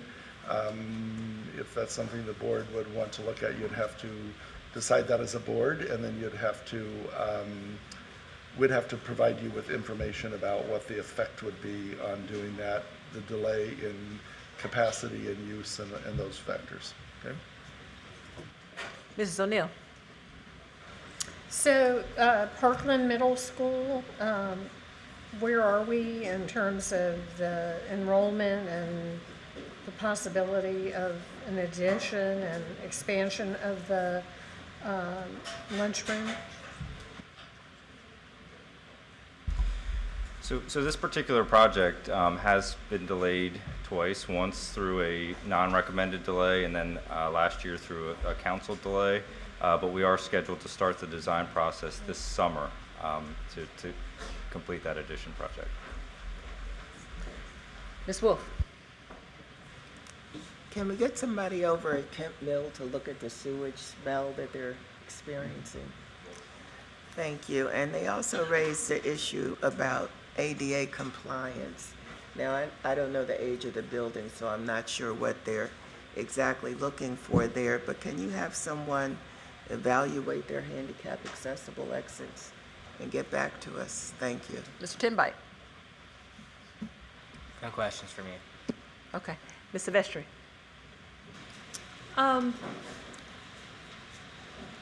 It was brought up that several schools needed security cameras and once again asking for paint in their schools. I think you mentioned it was, again, their request for 2 years in a row, 3 years in a row for the same things. Are those things not getting funded because they're getting cut on the CIP, or is there a process issue here? So for the security, we're going to provide you an update that you had requested at the last meeting around where we are with our implementation with respect to cameras, swipe access, security vestibules, and all of the facility upgrades that come with that after we did a comprehensive evaluation last spring that was due to the state as a part of the Maryland Safe to Learn Act. And so that's ongoing work that we have money for this year that we're sequencing, and we'll provide you an update with that. With regards to painting, as you said, we do have a schedule of how we approach our schools with regards to painting. If there are specific issues that need to be addressed immediately, we do, so we'll have to follow up with that particular one. Okay. Ms. Dixon? So back to Parkland again. Actually, it was where I did my student teaching and had my first teaching job. And so I'm wondering if we can take a look at all of the items that Ms. Mitchell, enumerated this evening and give us a written update on where they are, just in terms especially of, the STEM project and the science pieces that are really a part of what makes the school very, very special. Then we've also heard, we heard last night and we've heard this evening about, the sewage backups in schools. Do we ever contract any of that work out so it gets fixed, to like Roto-Rooter or, do we have that on a schedule where if we know that there's a sewage backup that we go out and, do it again after, I don't know how long it takes, whether it's a month or, but to see if we can't get those fixed pretty. We do, and Yeah. we are going to follow up with the schools that we've heard this, particularly, for example, the other night we heard from Springbrook, so we're immediately looking at that, as well as the ones we're hearing today. But we do have a schedule, and I think in some of the facilities that are aging, there could potentially be much larger work that needs to be done over the summer, but there is a proactive and preventative approach that you just described that we will be implementing. Right. I've seen those ads on TV. Roto-Rooter does guarantee that they fix things. So, just, yeah. Thank you, Ms. Dixon. So we will go to our next portion of speakers, individuals and organizations that have 3 minutes. We will start first with Christine Rovner.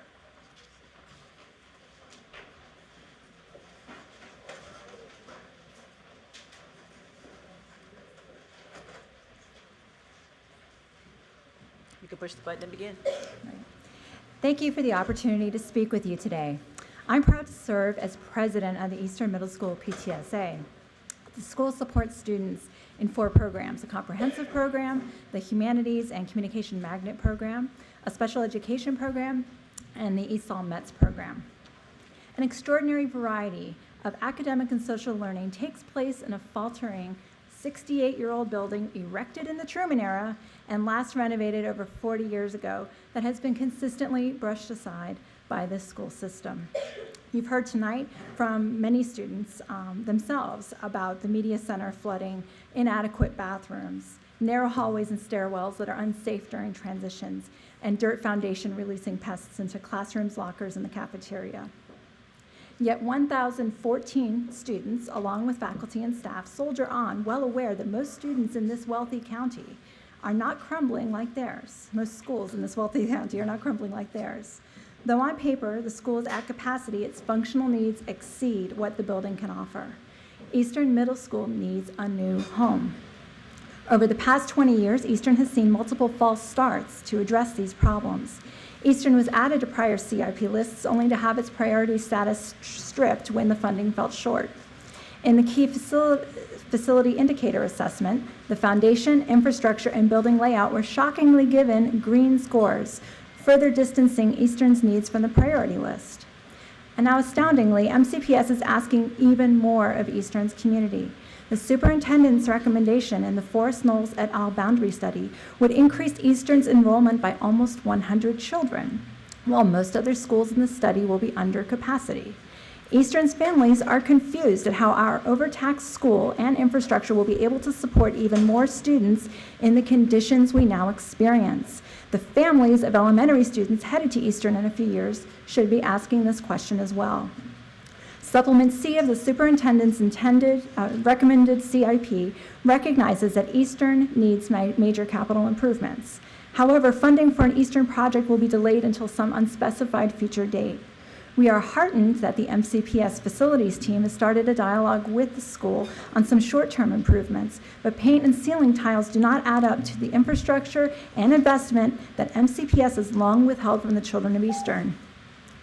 Fully 50% of Eastern students receive farms, and a fifth of our students receive support for non-native English speakers. These challenges make it difficult for our school community to keep our needs on the MCPS radar. MCPS and its commitment to equity across the county should be stepping in to support the needs of Eastern and schools like it. Subjecting our school once again to an extended budget process with the funding uncertainty that accompanies it does not demonstrate that commitment to our community. Thank you. We have your. Thank you for your time. Thank you. Next, we will hear from Noreen Quadir.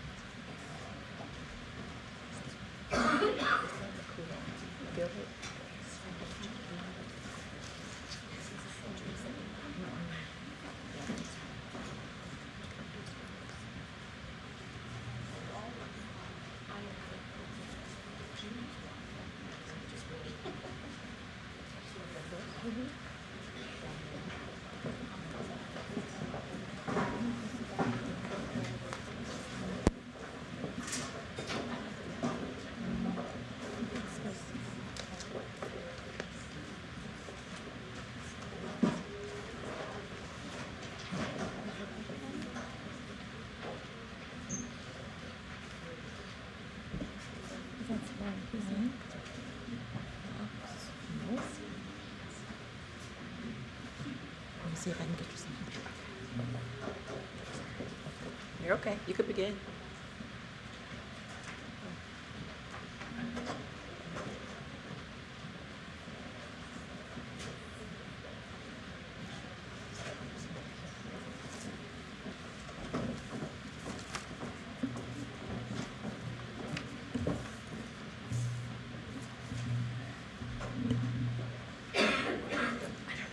I pressed the button. I followed it. Yeah. It has a mind of its own. I saw it up there. This is all connected. John's coming. He's Okay. right behind me. I'm sorry.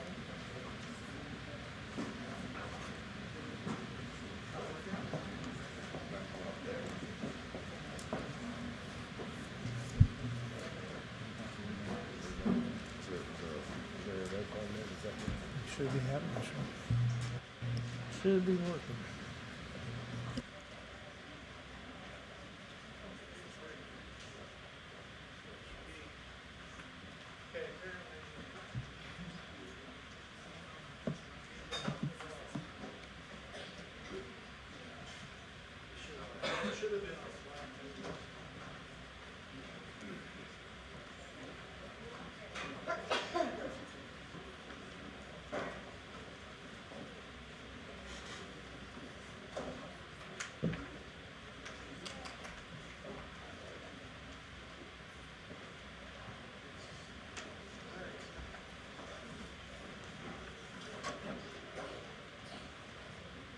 push your microphone, and then there's a button right by your microphone.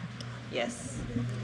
I'm here today to request to add Cold Springs back to the capital improvement program and master plan because we need to resolve safety concerns which cannot be fixed through routine maintenance. Or the alternatives, we need real walls constructed between classrooms similar to what was done at Wayside before the renovation. I have 4 children, 2 that are currently in Cold Springs Elementary, a second and a 5th grader. My 4 children will be a part of the graduating class from Wooten High School in 2027, 30, 33, and 36. Cold Springs Elementary needs a complete tear down and rebuild for the safety of the students and the staff.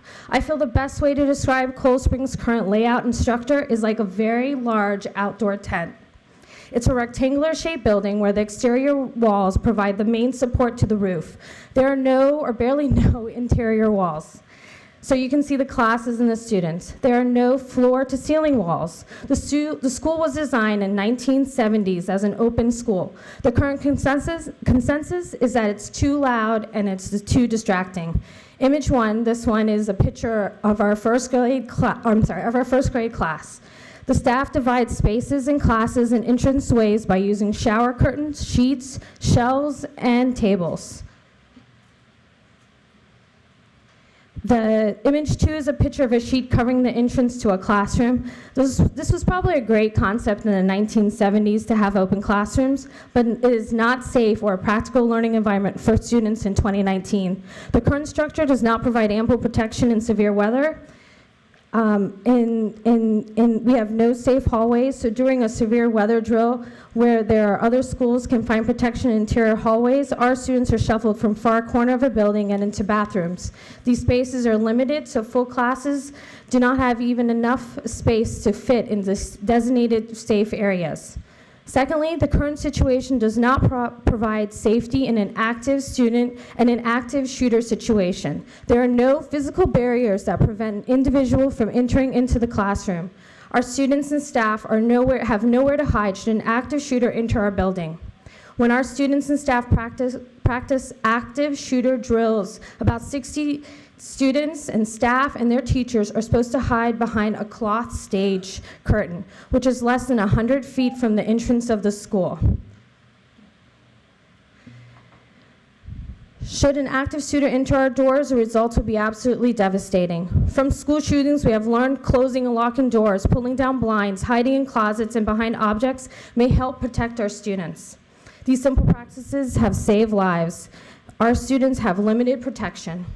Allowing Cold Springs to enter into the CIP will provide an ability to resolve these situations. We welcome you to visit our school and to see where we are. Thank you. Thank you. Next, we will hear from Janelle Lockley.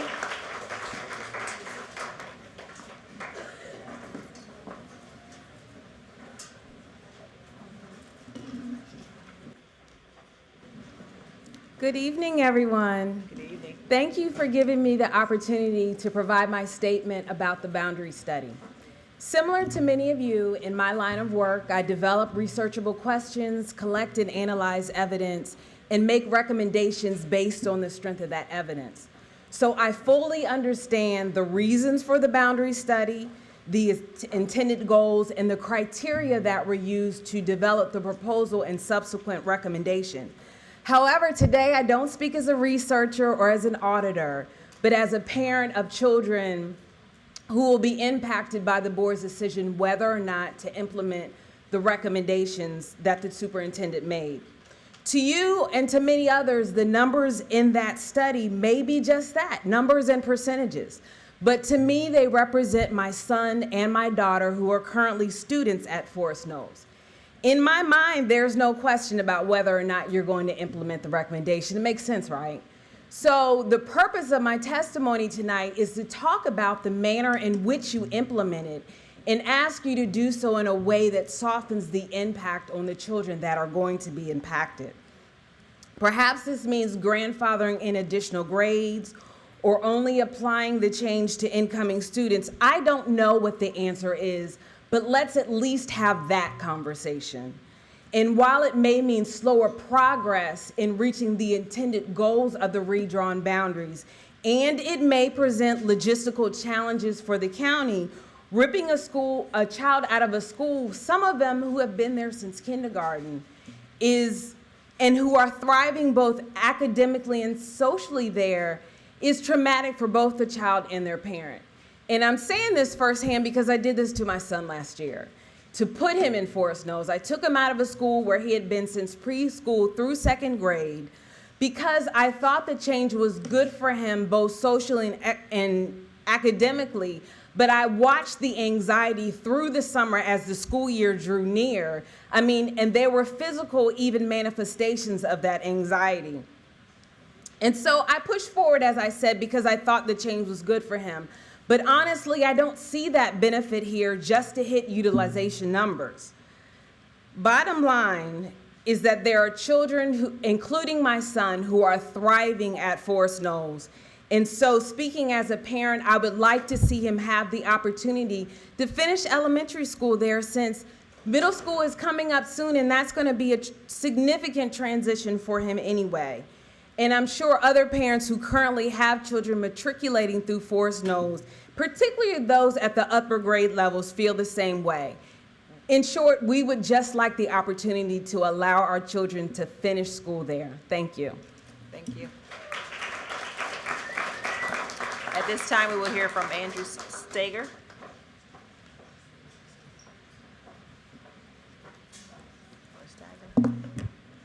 Hi, members of the board. I'm a parent of 2 children at Highland View Elementary School whom are in 3rd grade and kindergarten. I attended a CIP meeting last year and was impressed with the heartfelt testimony given, especially by the students, and especially tonight as well. Thank you guys. And I'm appreciative of this opportunity to advocate for my children and their schools. Thanks to the board for supporting previous improvements at Highland View, the remediation of the dirt room, roof replacement, installation of the guided vestibule entrance has kept the school interior in a functional state. On the school grounds, the reinforcement of the stairs to the upper playground, the replacement of some of the portables, and the expansion of the walkway to the rear of the school were all necessary improvements and are now utilized daily. As part of the CIP, the school HVAC is scheduled for replacement this summer. I'm hopeful that this work is completed on schedule and will bring needed relief to students that are constantly dealing with rooms that run at extreme temperatures in both directions routinely. I was volunteered at the school last week at Fall Fest and experienced this myself. My daughter's classroom was hovering around 80 degrees and it was visibly discomforting to all that were there. While all these efforts are truly appreciated, there's still much to be done for Highland View to meet the bare minimum standards for student safety and security. The current configuration of classrooms necessitates that 4th and 5th grade students spend the majority of their days in portables. Some of these portables were replaced 2 years ago, but a few were unable to be removed due to access. Now that the rear walkway has been expanded, these old units have access for removal and replacement. On top of their acceptable age, which is about 20 years, the county continues to pay for them on a lease and has certainly paid an order of magnitude beyond their lifetime value at this point. It's fiscally irresponsible to continue their use, and they should be replaced as soon as possible. Given the size of the main school building, there's currently a clear need for portables. However, I'm requesting that the board revisits the need to review for permanent classroom additions. Highland View is designed to accommodate less than 300 students, but 434 are currently enrolled. The FY 21 CIP states that a feasibility study for classroom additions will be conducted in fiscal year 2020. While it is understandable that this project takes time to allocate resources, I urge the MCPS to prioritize completion of the planning phase so that a date can be set as soon as possible for construction. The age and overuse of the school makes continuous repairs to infrastructure a never-ending cycle, and a major investment to modernize and expand the building would pay off in the long run. On the grounds, I just want to advocate for the upper playground field, which is currently in dire need of attention. The underlying ground has awful drainage and causes a myriad of issues. The stairways that run up to it turn into a waterfall whenever there's rain. The ground's mainly dirt and devoid of any grass. The wood chips in the play area wash away and the space routinely floods. Indoor recess is required even when it isn't raining due to the poor conditions. This part of the school will continue to degrade at a rapid pace without attention. Thank you very much for your time. Thank you. Next, we will hear from Pan Gu.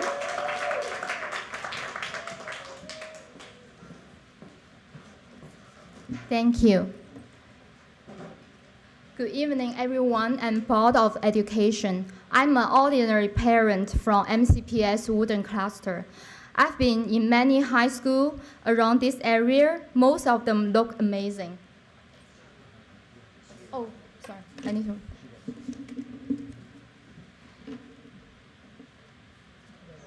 Yeah, thank you. Like this, amazing, amazing, amazing, and amazing.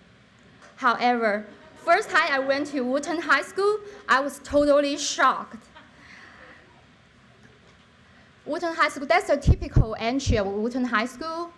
Like you look at the ceiling, there's leakage from the pipe and the crack, and never get repaired. And you can see that's the typical ceiling. It's old, like with all kind of spot and dirt. And that's a typical door of Wooten High School. And that's also another typical door of Wooten High School. Almost all the doors there look very ugly and very outdated. And it reminds me of the dugout in World War II. What's the difference between these two pictures? Maybe the London War Room is more fancy than our Wooten High School. And one of my friends, she saw the pictures and she asked me. She lives in Whitman High School District. And she said, why not get donation from alumni? Women get 10 million of donation from alumni last year. Why? I was wondering. Why? Because we, the family, live in Wooten High School District, are miserable middle class. We work hard, pay taxes, and use the rest of our money to support our family and raise our kids. We don't have a lot. Well, the rich get big donation and the poor get attention. What do we get? Neglection? MCPS did a lot of job and let the sunshine of education get into every corner of our county.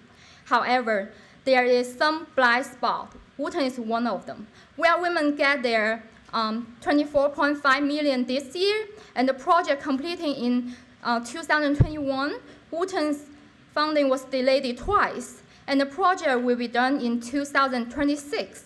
This is too late. Our kids are still in a broken, sad-looking school with safety concerns. Please pay attention to Wooten, and I'm in behavior of 7,007 Wooten cluster students and their family. I'm begging you to put our money in our school to be a hero at the first time in 50 years. Save Wooten from this emergency. Thank you. Thank you. Next, we will hear from Caroline Broder.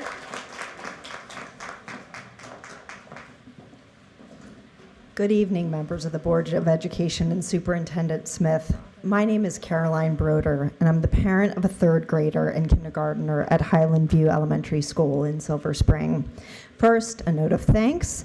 Among other improvements, thank you for repair of the infamous dirt room, which I'm sure you are all too glad not to hear about again, and a guided vestibule to improve the security of our school. There's also work underway for a much-needed HVAC replacement. Thank you. Please keep that on track. I want to address the board tonight about a few matters that directly affect the educational experience of our children, both at Highland View Elementary School and the schools our students will articulate to in the Northwood cluster. As you know, Highland View is operating at 30% over capacity and has been for years. To relieve overcrowding, we're requesting for the board to fund a proposed architectural study for classroom additions. We also have 2 portable classrooms, as you heard earlier, that are more than 20 years old and require constant maintenance. This is a major drain on resources and not a good way for the county to spend money.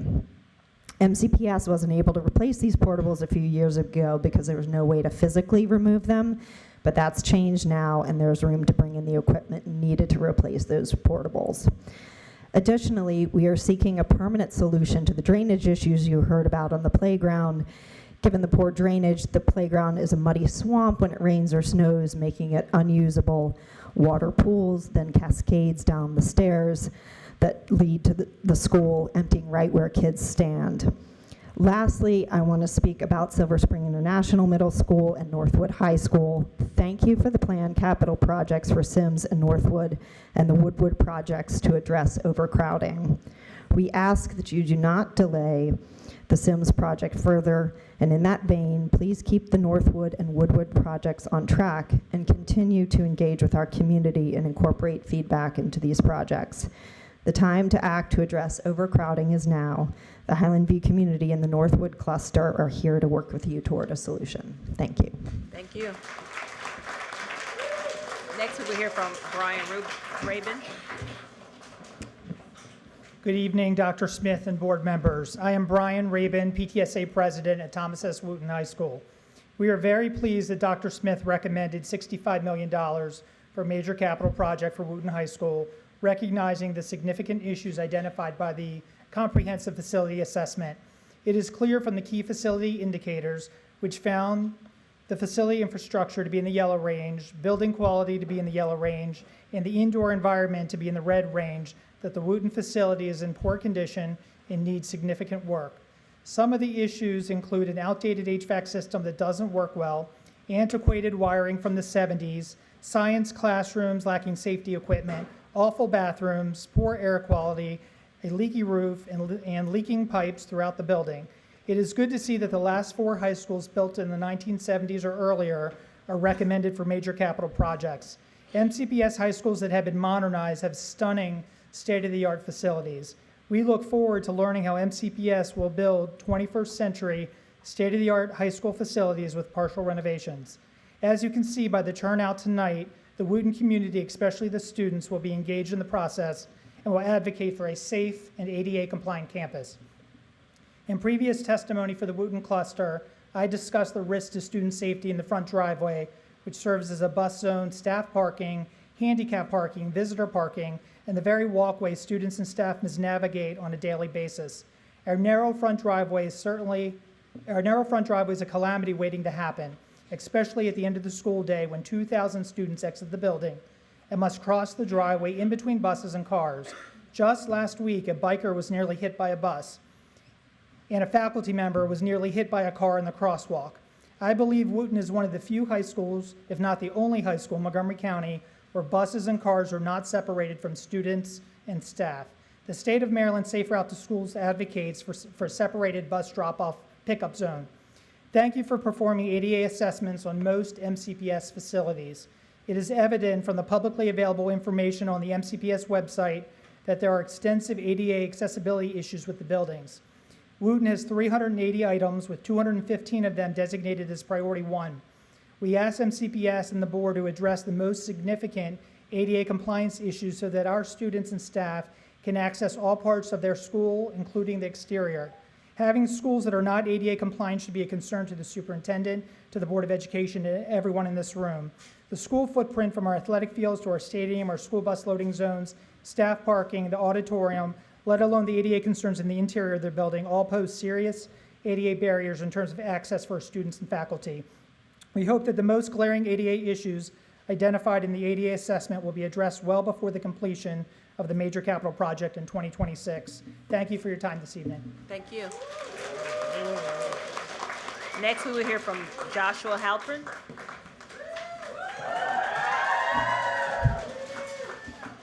Good evening. My name is Josh Halpern, and I'm really, really proud tonight to be a social studies teacher at Eastern Middle School. You heard from our students, you heard from our amazing PTSA president. I don't have to repeat all of the issues and the challenges that we face every day at Eastern. But what I do want to tell you is what makes it the best place to work in Montgomery County. And it's the people who are standing right here. You know, these people have families, some of them drive hours every day to work at Eastern. And when you hear about the conditions that we work in every day, you'd think that people would be trying to get out as fast as they could, but it's actually the exact opposite. If you look at our climate surveys and if you talk to our staff, our morale is higher than it's ever been. We love working at this school. We love our kids, we love the programs that we have, and we wouldn't have it any other way. But it's because of that when we see the facilities, when we see that just this week, our students can't go to the bathroom, when the norm becomes ceiling tiles that are broken, when the norm becomes that building services has put in a ticket and waited and waited and waited, that's where we start to wonder where the support is. You know, if you walk into our building, it's not a mess. It's actually sparkling. And many of you have been there. It's a beautiful place to be. But that's because of the work that our team puts in and that our students put in. You know, you walk into our front lobby, you're going to see a giant mural that our students made last year, and that we got a grant from the Education Foundation and other places and the PTA to build, and every single person in that building had a role in it. But when I think about it, we can only paint so many murals until our students know what's underneath them. And we can only tell them use the bathroom on the other side of the building so many times until they know that in other parts of the county, that's just not the case. You know, I've worked at Eastern since I was 22 years old. My whole career I've been there. I love it, and we love it too. We all love it. That's why we're still here. But we need your help. We can't wait anymore. You know, I came in and everyone was talking about this new building, and it was coming in the far-off year of 2020, and it was gonna be great. And we met with architects. We sat down with architects and we planned out what a building would look like for our 3 special programs, and then it never happened, and nobody said anything to us about it. And so we ask for you to bring the love to our school that we bring every single day. We need it now. We don't need it in years. We need it now. We need to get the process started. And believe me, you're going to have the best partners you could ever ask for in making that building shine and function. Thank you so much.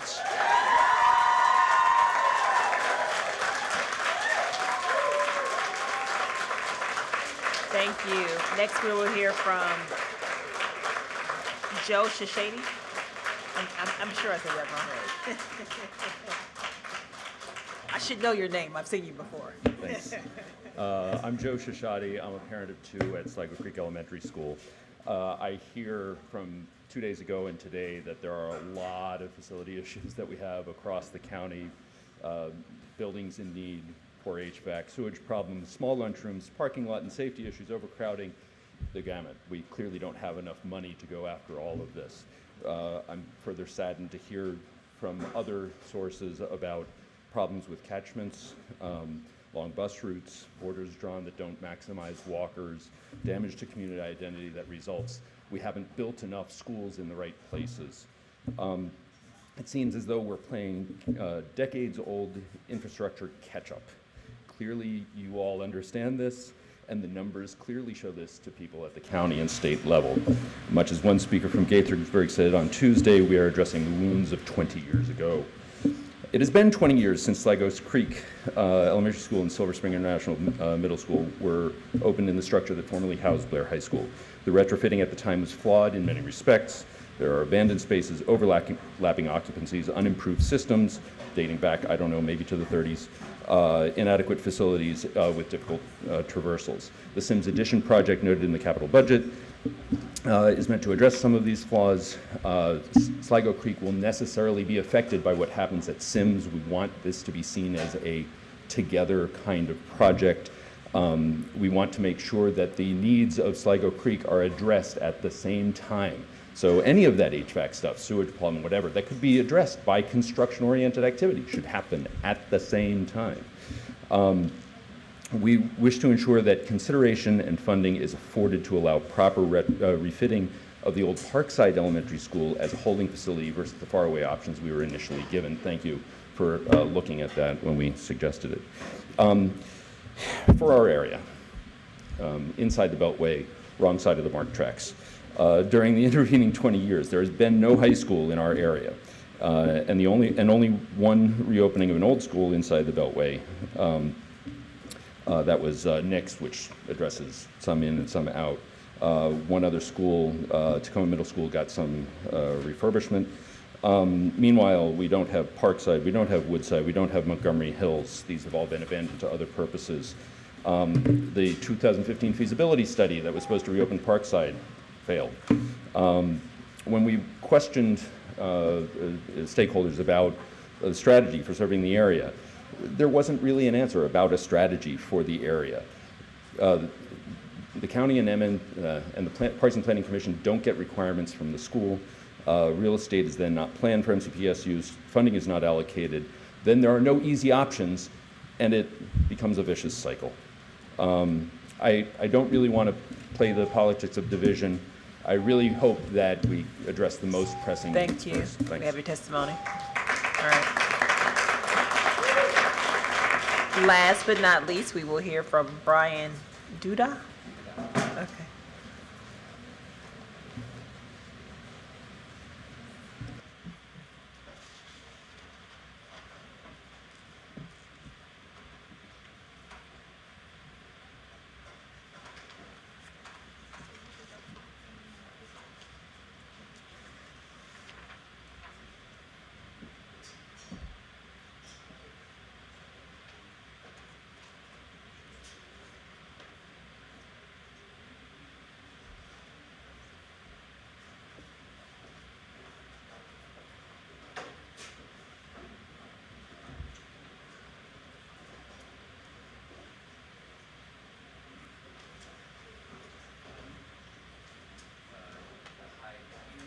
Press your microphone, press the button. Yes. Right there below the button. Hi, thank you. Thank you, members of the board. First, my sympathies to anyone who actually lives out here and commutes on 270. That drive was insane from Silver Spring. You should move to Silver Spring and never have to do that. Yeah, my name is Brian Duda. My son, Quinn, is a kindergartner at Highland View Elementary.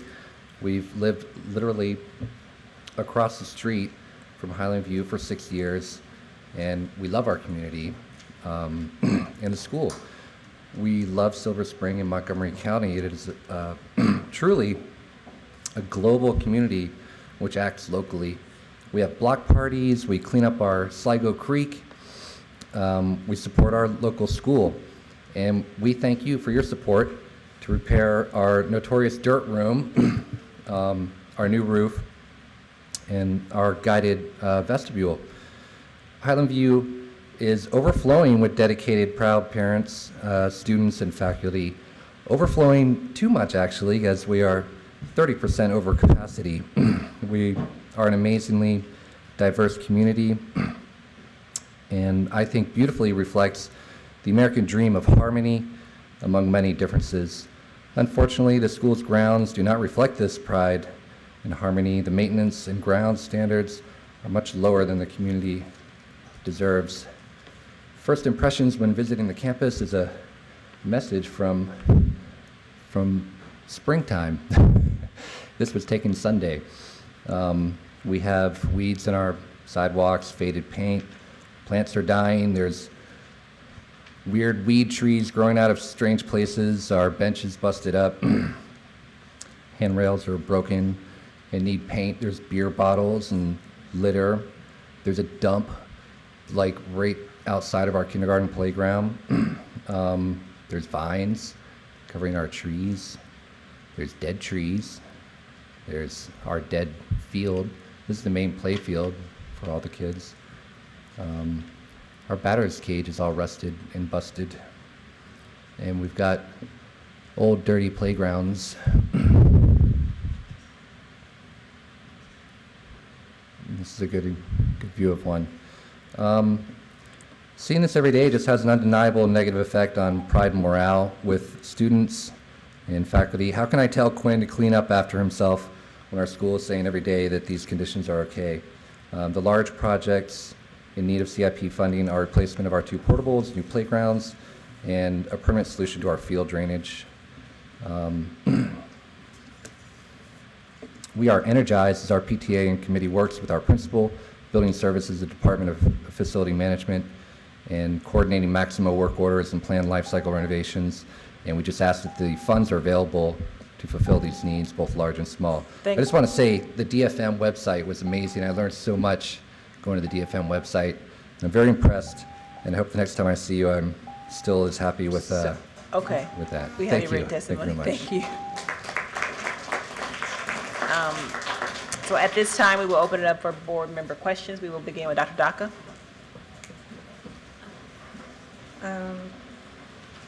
No, I don't think I have any. Okay. Mrs. O'Neill? Ms. Wu? I just have one question. It's about Cold Spring. Since they have no real interior walls, do you have a safety plan for them? Yes, every school does have a safety and emergency plan, and just our protocols around if there is, God forbid, an active shooter or assailant in the building. We do have protocols that the schools use in addition to traditional lockdowns. So there are plans in place. Are theirs different from other schools that do have walls? I'm sorry, Dr. Smith. Actually, if you look across the system, and I made a note among my many notes I'll share with the board confidentially. We won't put this out because it's a security issue to put it out in public. But the number of different schools in our county that have some or a large number of open concept classrooms. And there are actually quite a number of them that have that.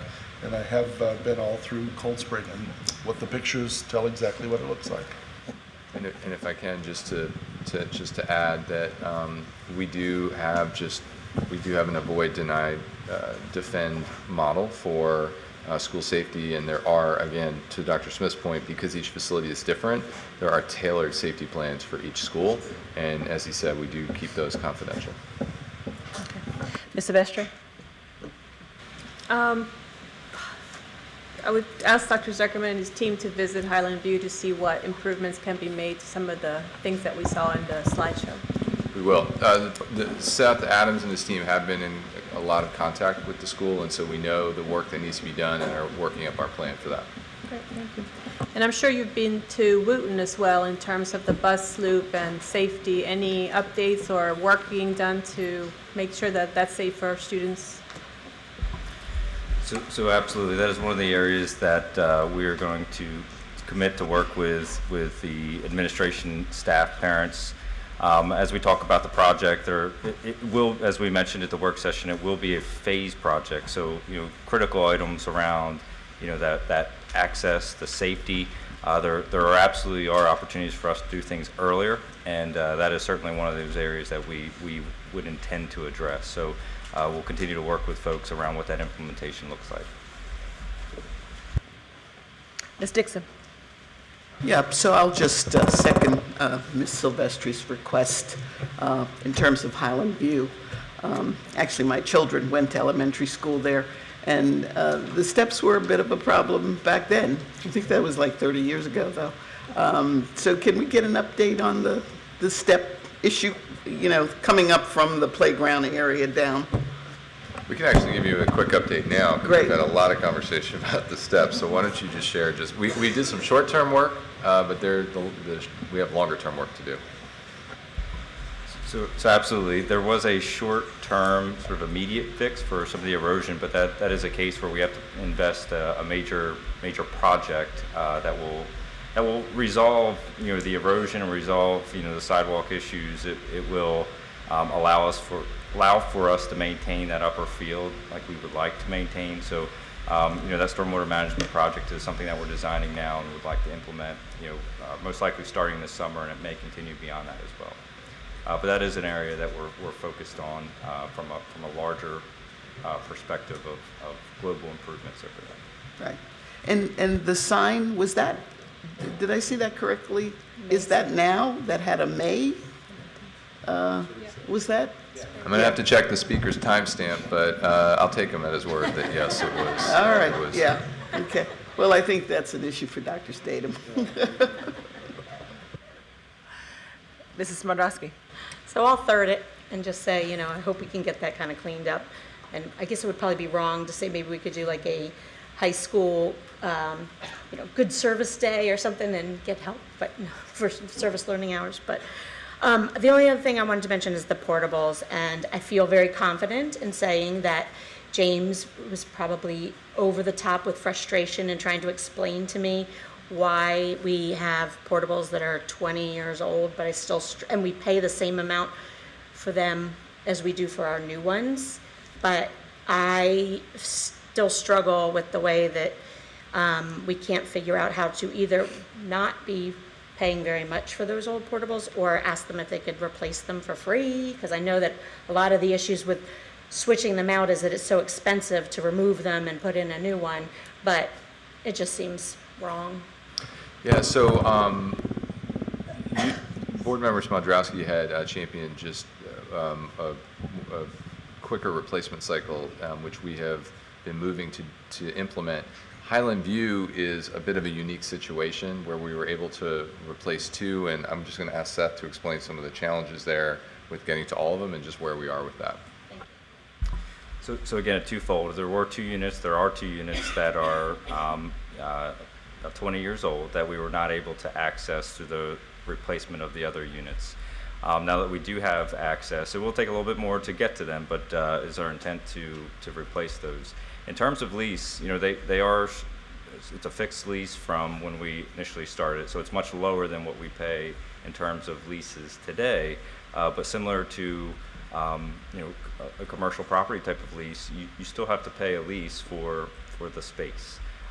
We do annually negotiate terms with them in terms of what renovations they need to make, and you know, as part of their lease, what capital improvements. But it is something that if we use it, it's part of our inventory. There is still going to be a lease term associated with it. It's not as high as what we pay on newer units, but certainly it is something that exists that we still have to certainly contend with. Okay, I appreciate that. I know Dr. Zuckerman took the time and took me out, and we went and looked at a bunch of them and stuff like that. I didn't, you know, when you put it like that about the office space, that kind of makes a little bit more sense. I was thinking of it more in terms of leasing a car, and you wouldn't pay the same amount for a lease for a brand new car as you would for an old car. So I just was trying to figure out how we could maybe figure something like that out. Okay. Dr. Smith, do you have any closing comments, thoughts? Well, I'd just like once again to say how much I appreciate hearing from you. We take copious notes as a staff, the board office does. We compile them all, and then we make every effort to respond, given, as many of you acknowledged, limited resources and tremendous numbers of competing interests. And as someone who's seen across the system, the schools that you're describing and the facilities, I can't and won't and should not argue with any of you about many of the things you shared tonight. I will say to you that this CIP will go in on December 1st with whatever adjustments the board or changes they make to it. And it's very much at risk in February, March, and April. Very much at risk of being reduced. And so sometimes when people stand up tonight and say, we had an initial conversation, but then nothing ever happened, that's because last year, tens of millions of dollars were realigned or cut out completely. And this is not me criticizing the county government. They have the same pressures as anyone else. But I just, as you pay attention to the community in February, March, and April, at any time, and actually even up into early May, reductions can be made. And then when the county council votes on the CIP at the end of May, that is the amount of money that we have available for the next year. And remember, each year we do a new year on the end of the CIP. I mean, we do the 6th year, and then we keep adding out. And so that will go up. And as the delegate said tonight, I'm not going to bet any money on the state government coming up with $2.2 billion. I do think, however, there's some energy to come up with something. And I urge you to stay aware of that, and we will put information out, because Montgomery County contributes a lot to the state coffers, and certainly some of that money, and a reasonable amount relative to the size and the contribution of Montgomery County to the welfare of the state, should come back to Montgomery County. And I'll be saying that everywhere I go. These board members say it everywhere. Wendy will say it everywhere.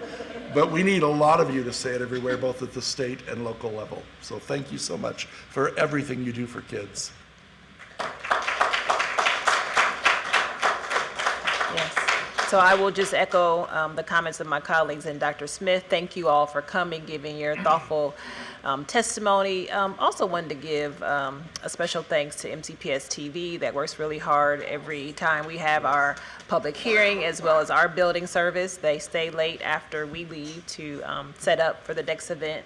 And so we will see you all back here on Wednesday, November the 13th. We will have another facilities and boundaries hearing around the Clarksburg, Seneca Valley, and Northwest boundary study. So we will be here on the 13th at 6 p.m. again to hear from you all. And we just thank you all so much. And at this point, we are adjourned.